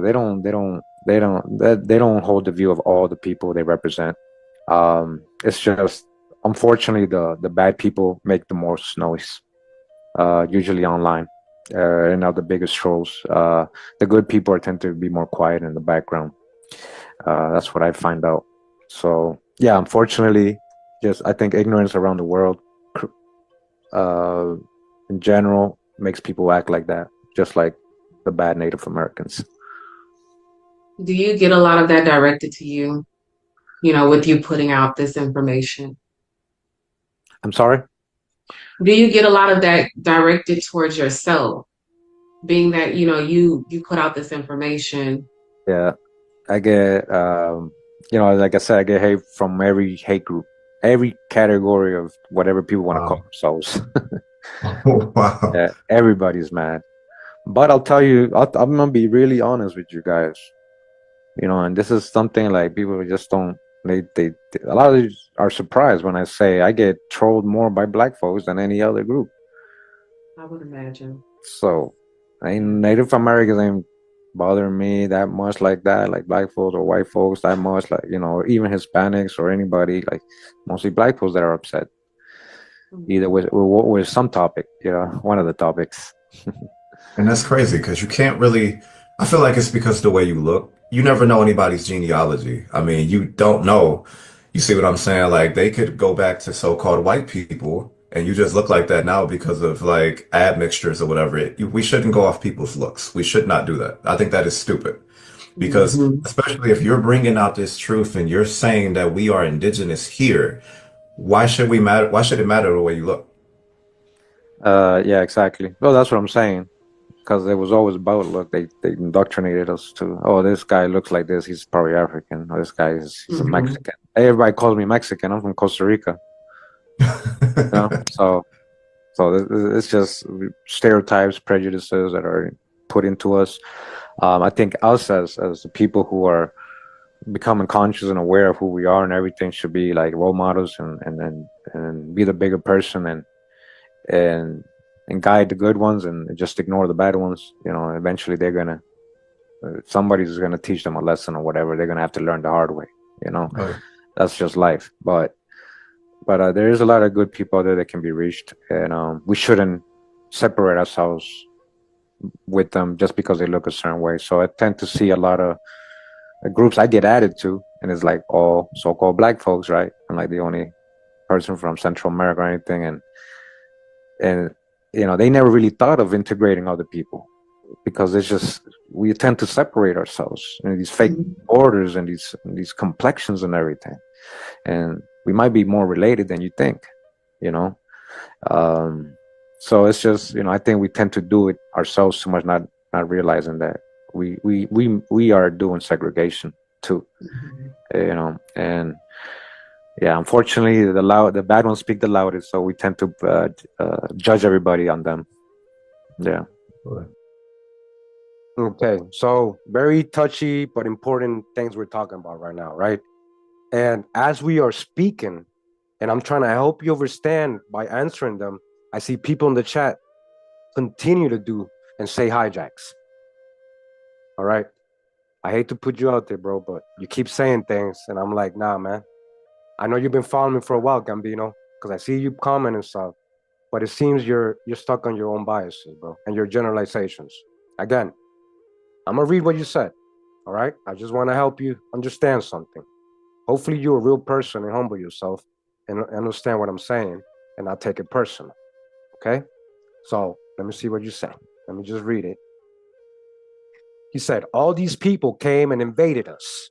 What people? Us. Us who, man? I just told you earlier, we who, man? All these people, what people, man? You just you just grouped everybody into one place, one category, one nation, and that you're saying they all came from a certain place. So you know every so-called Native American's genealogy. Gambino, you know everybody's genealogy. That you're gonna judge all of them and say they all came and invaded whatever us is to you. But I guess the black Europeans that you have in your blood did not do that too, right? Or even other Indian nations invading your tribal ancestors. Like, this is what I mean, guys. Like, it gets a little frustrating when I see people follow me for years. Not, I don't care about new people saying things they don't know. But when people follow me for years and they still stick to their biases, their generalizations, and judgments and stereotypes, prejudices, guys, you guys gotta stop hating on people that don't look like you. You didn't hear? Nobody's trolling me more than black folks. That doesn't mean I'm gonna go hate all black folks because of that.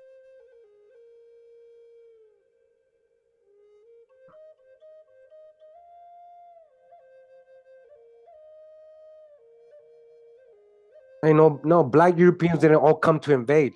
You're wrong, Gambino. What black nobility? You're going off topic every time.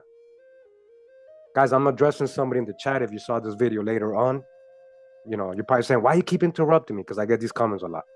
You had to have been there in the life to know. Okay? Like, Gambino, man, you're straight just starting. You're starting to babble, man.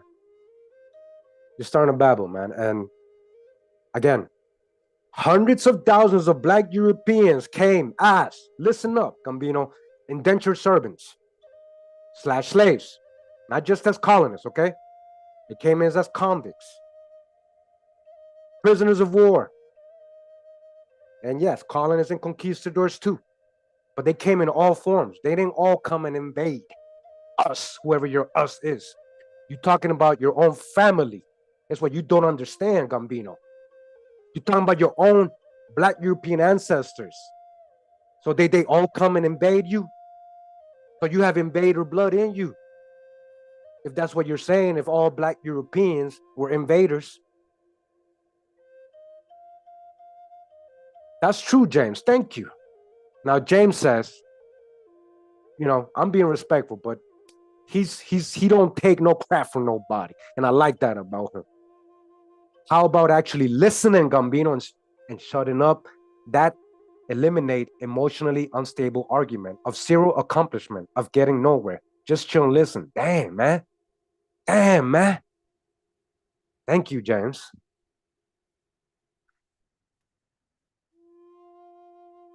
It's funny, like I know you've been following for a while, I mean, you've been commenting. You do make these subliminal comments all the time. I just let it go in the comment section. I'm trying to argue.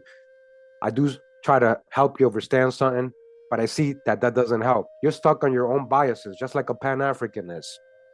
You're stuck on that your beliefs. No, all Native Americans are bad invaders. They came here. All black Europeans are bad. They came. No, man. Come on, man. You guys are not understanding, not learning, man. You're choosing not to learn. Let go out of that. Let go of that. Who got exiled from America, man? Now you're generalizing again. All black Europeans weren't Indians. And if they were, right? If they were, then you're talking about thousands of years of them living in a different region of the world, mixing with a bunch of different people. So how much Indian could they be after thousands of years? Don't worry, Gambino's go. I'm not gonna block him because he's been on my channel for. We just put him on timeout for today, like a child, Gotta put him in timeout. Come on, Gambino, man. Come on, man. Be better than that, man. Come on, man.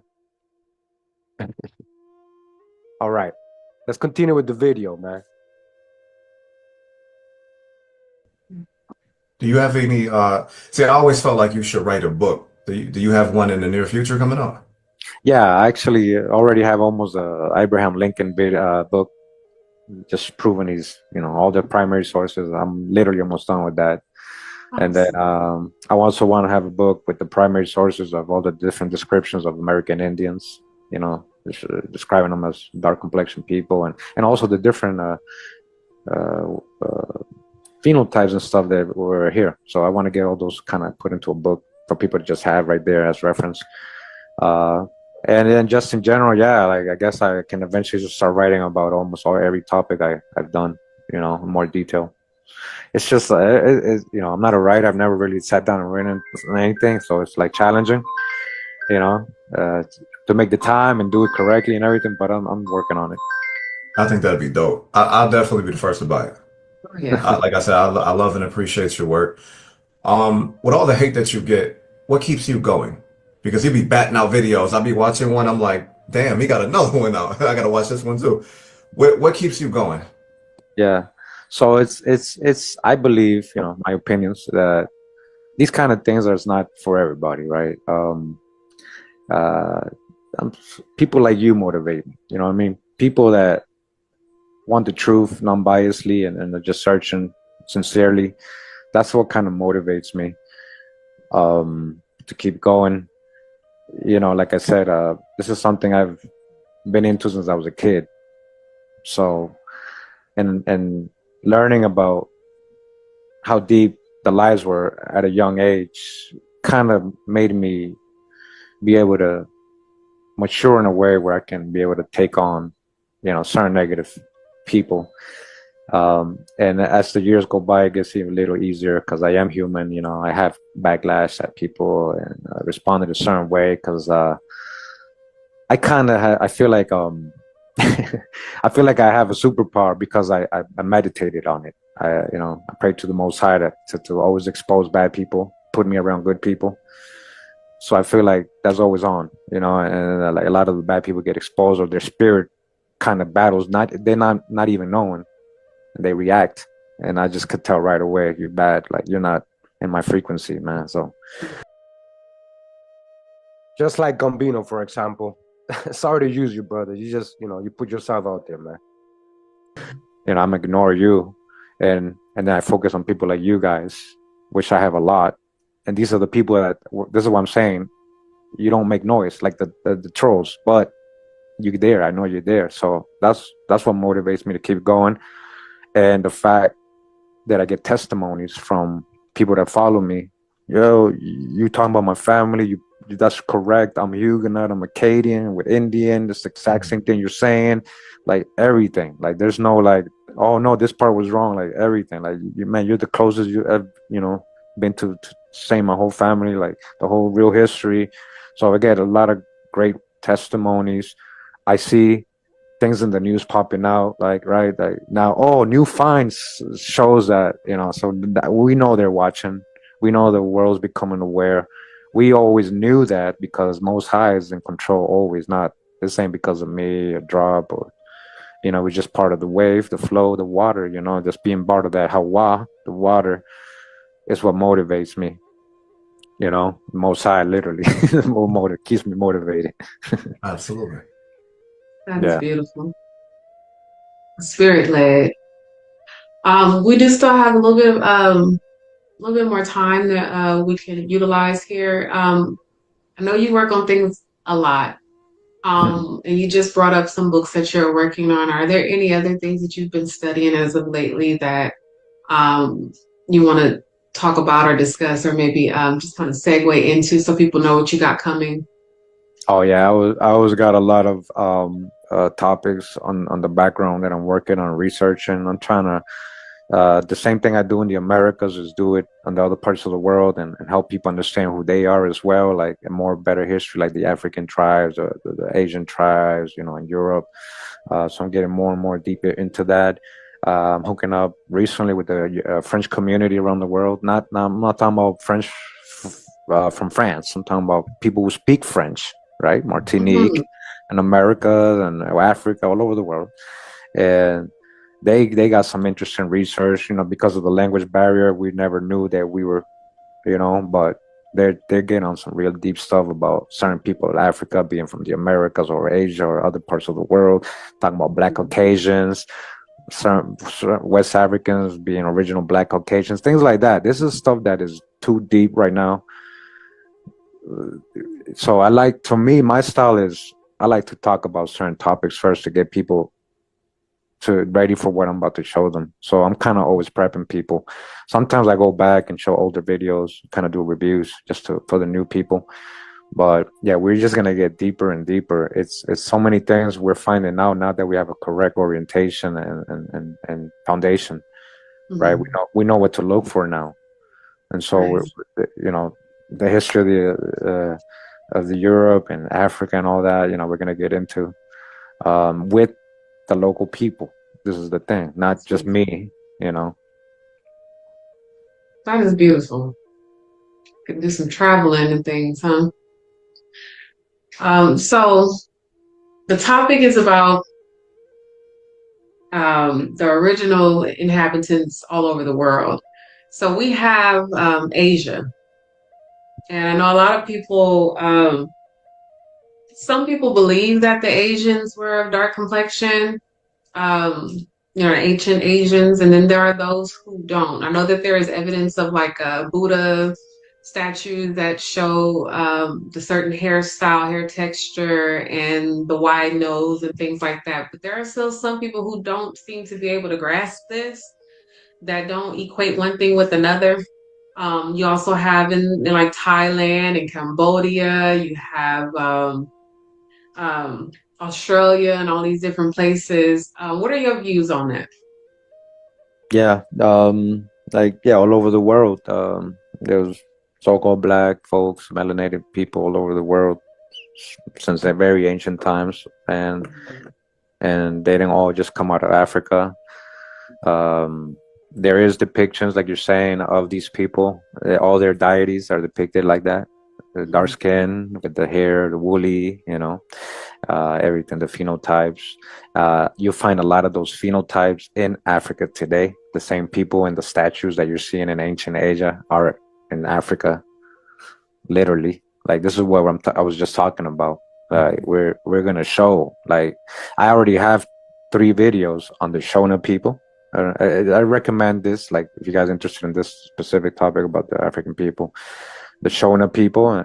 I also have about the Lebu people and the Hausa people, Borno, and they all coming from, India, Persia, Yemen, Saudi Arabia. They're the tribal leaders' oral history. It's not me. I'm showing you the horse from the horse's mouth, and the migrations do show that they came into West Africa very recently in the Middle Ages, not anciently. So this is like that's what I'm saying. This is gonna be very surprised if they're not ready. Like they're gonna be even more disappointed if they don't get on the bandwagon. They're gonna. So, when we talk about oldest groups in Africa, like we're talking about the Khoisan, San people, Bush people, Hottentots, whatever they call them, and they got the Pygmies, and then we got the Berbers. Those are actually the oldest groups in Africa. Everybody else came in. Everybody else came in, literally from all other parts of the world. Video that you have, or you're about to? Yeah, I have a video. Would you like me to? I'll send you the links. Oh yeah, please. I definitely want to see that one. Yeah, you'll see. So this is what I'm saying. So I'm gonna get more into that. I'm gonna pick up where I left off with these research that I did. You'll see what I'm talking about. And be like, wow. We're looking forward to that. Yeah. And so, I'm sorry, when it comes to the Asians, because we were talking about it. So that's what I meant. A lot of these Asians ended up in Africa and the Americas, their cousins, there's Europe, or just still there, like the Andaman Islanders, right? If you just Google what they look like, and most people say, oh yeah, that's definitely an African. Oh yeah, he's definitely. These people's haplo, right? I don't know if it's Asian. It's not from Africa at all. Right. Now, did it come from America? That's probably your,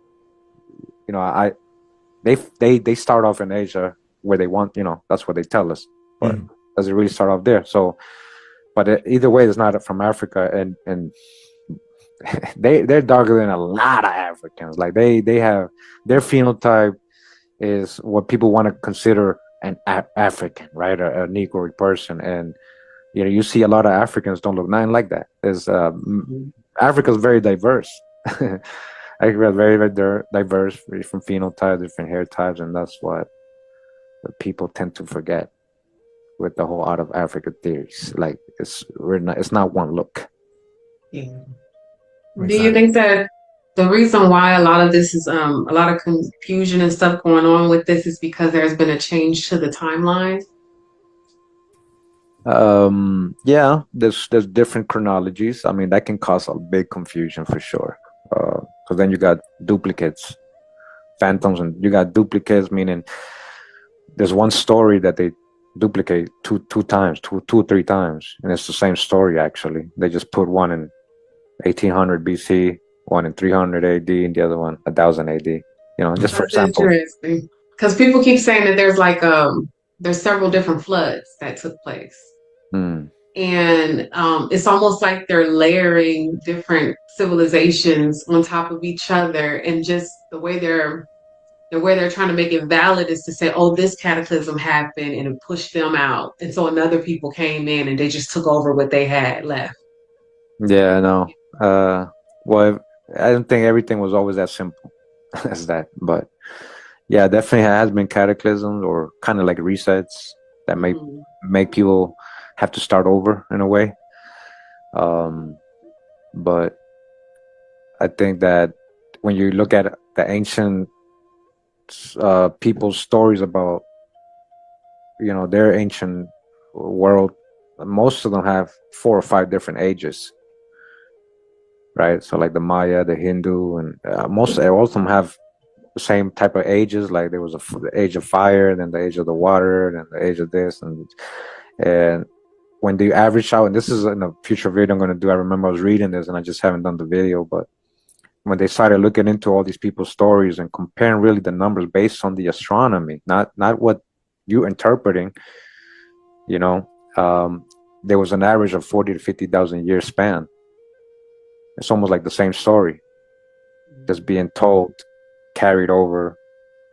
It's the same story though, it's just being carried over different parts of the world. Do you feel like we were all together at one point? That's why like some of these stories sound the same? A lot of people were, yeah, spread out. I couldn't say, yeah, we were all together. We were not, they were still trying to dig on all that. We just know when it came to what we know of history or prehistory, it's all pointing to America, So whether there was a reset before that, and then there's all thousands and millions of years we don't know about, it's whether there's other worlds underneath where we lived underground or we came from the poles, It's a lot of things we're researching, Well, I think there's a lot of information that's definitely being hid from us, and Yeah. a lot of books to get into. There's a lot. I think we all have a piece of the puzzle that we have to put together. And I Yeah. think channels like yours is definitely bridging the gap. That's what we're here for. Like I said, we don't hate on anybody. We don't care. We had an African on the show. We have Aboriginals. We have Moors, like whoever. We want people to bring the information and then we piece it together. That's what we're about, unity. That's what we're about here. Awesome. That's what needs to happen more. Absolutely. I definitely agree.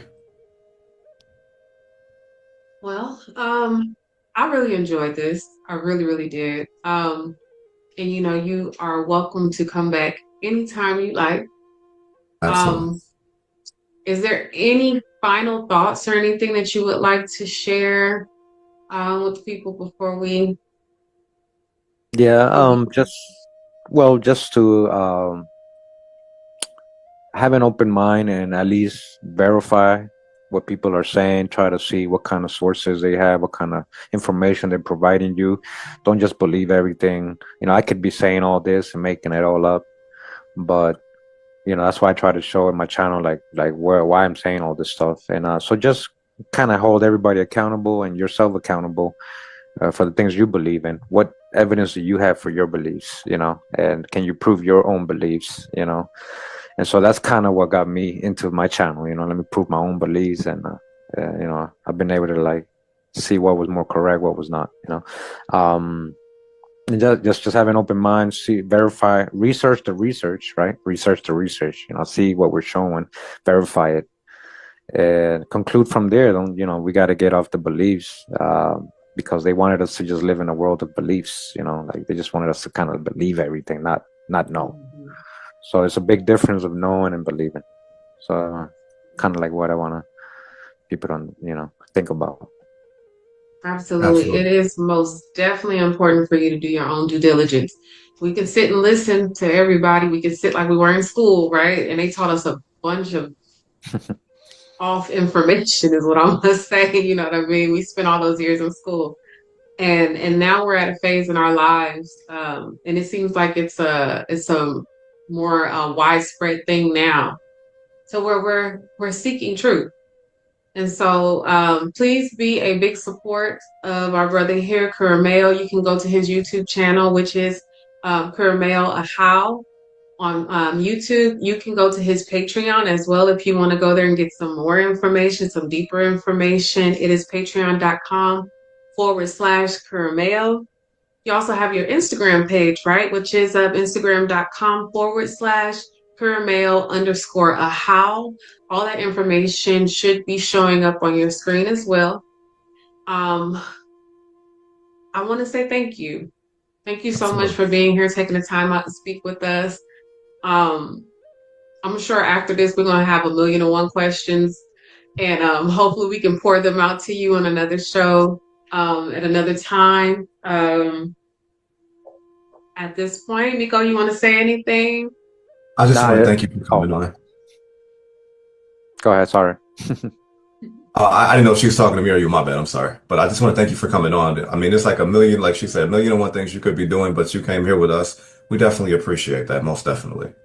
Yeah, it was a pleasure being on. Thanks for inviting me. Just giving me the time. And definitely, if anybody like to have me back on or have more questions, we could definitely do another one. Beautiful. Absolutely. Beautiful. All right, with that being said, again, thank you all so much for tuning in. You could be anywhere in the world, but you are here with us. This is Peace Pipe TV. I'm Phoenix, and this I'm is, Micco. and we want to say Chibi Shalashike.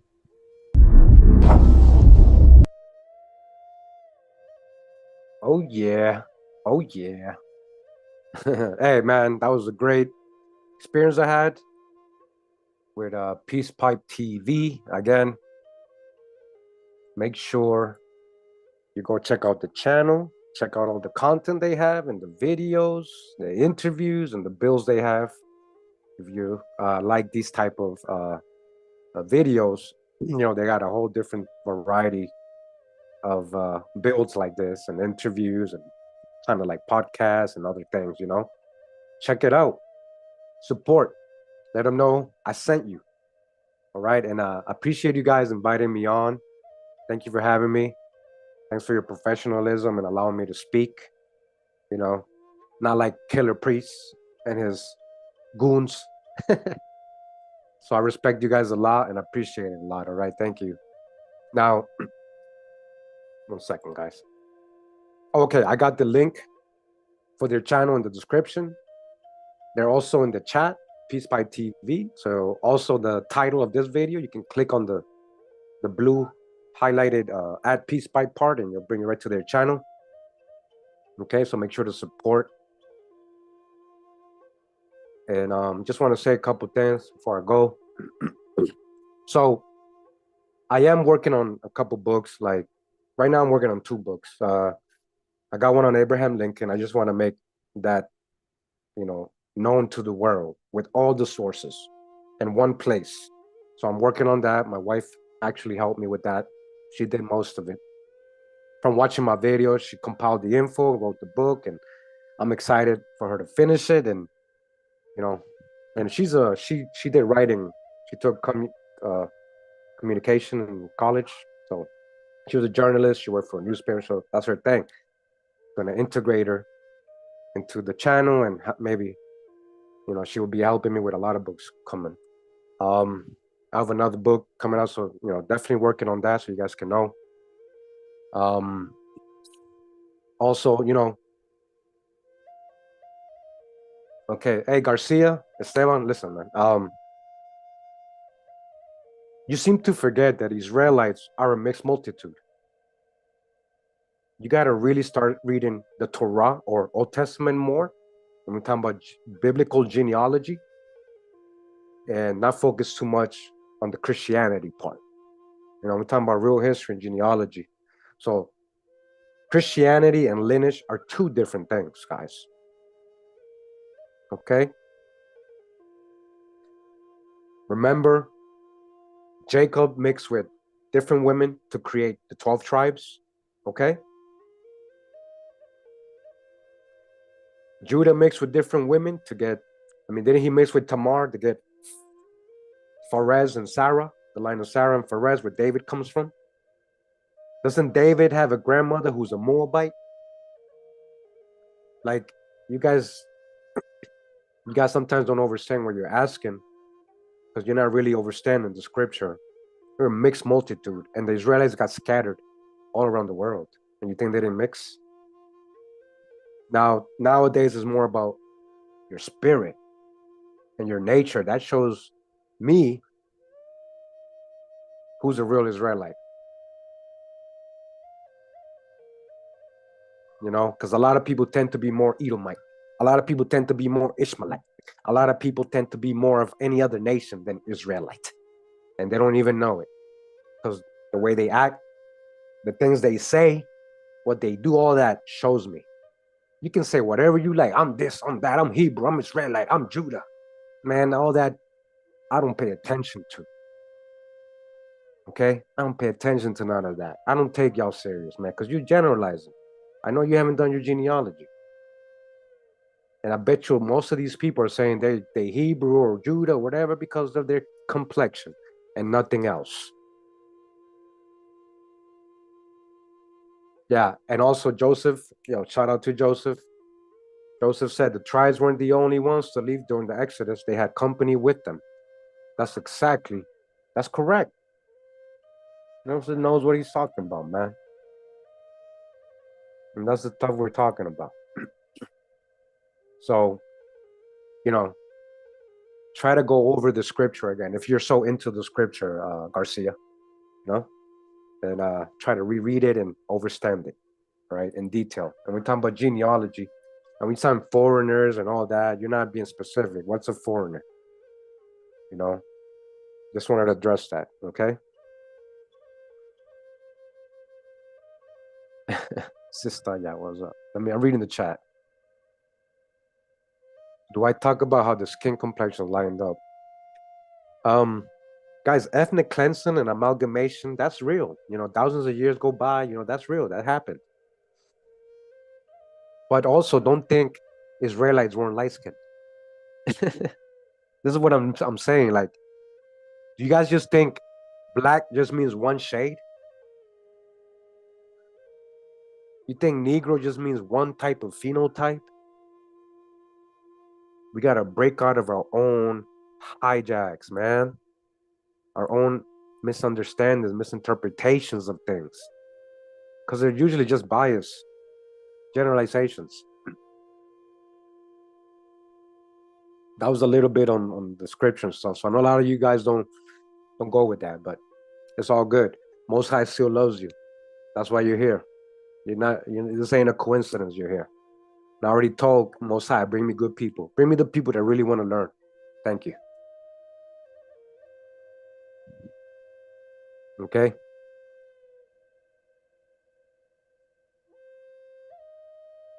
It's all good, sister. Yeah, it's all good.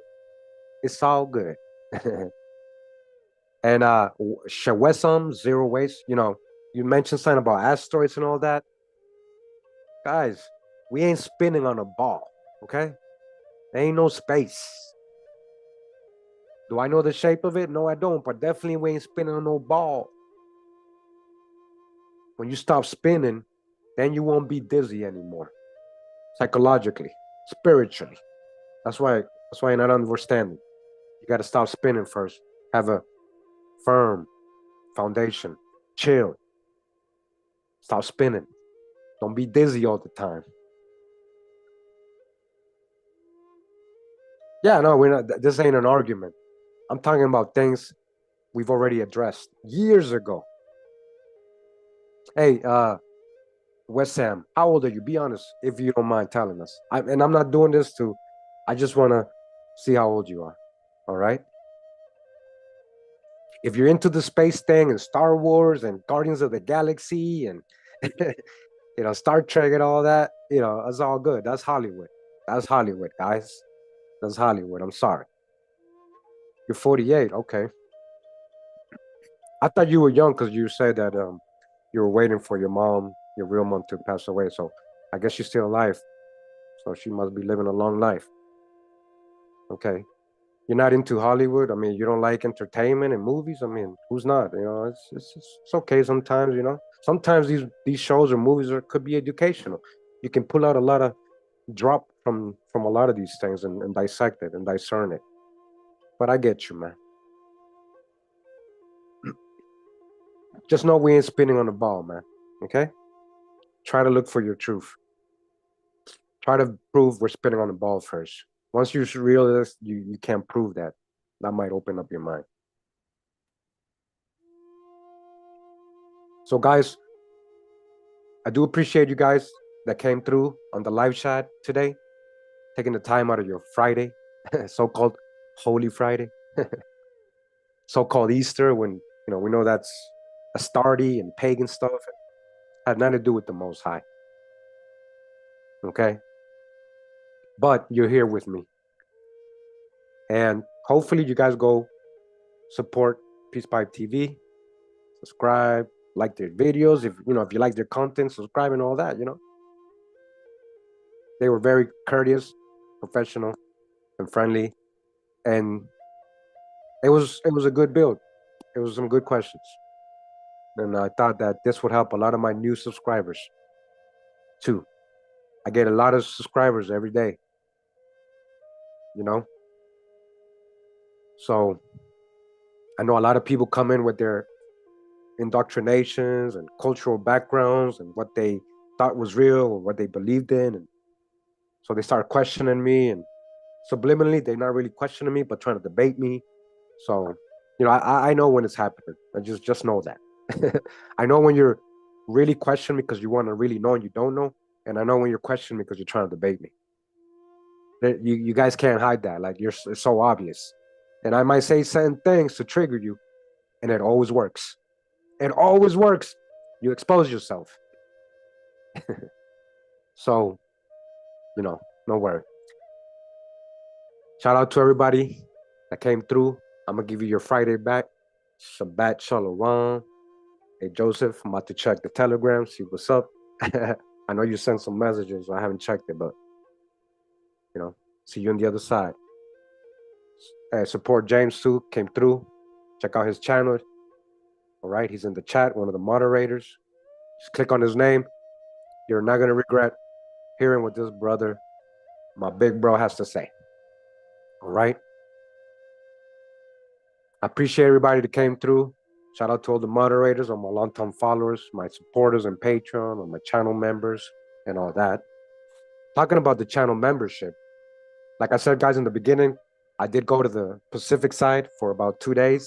I was at the beach, this beach called Tamarind Beach, or Tamarindo Town. Nice, beautiful place, right? And I blogged it, and that's going to be uploaded for my members only, right? That's going to be on my members only channel. Because it's a little more personal. And I don't got time for gambinos or trolls going there and hijacking and leaving dumb comments. So that's why I make those members only videos. They're a lot more personal. I'm showing you what I do outside of this. Okay? So it's a beautiful sunset I caught, a nice little town. I show you the hotel I stayed in, how cheap it was and how nice it was. It might help you. Maybe you want to visit Costa Rica one day. I don't know. But at least you get to know me in a different way. Okay? I'm gonna upload that probably maybe tomorrow. So look out for that for my members. All right. Thank you very much, guys, for coming through. Much love and respect.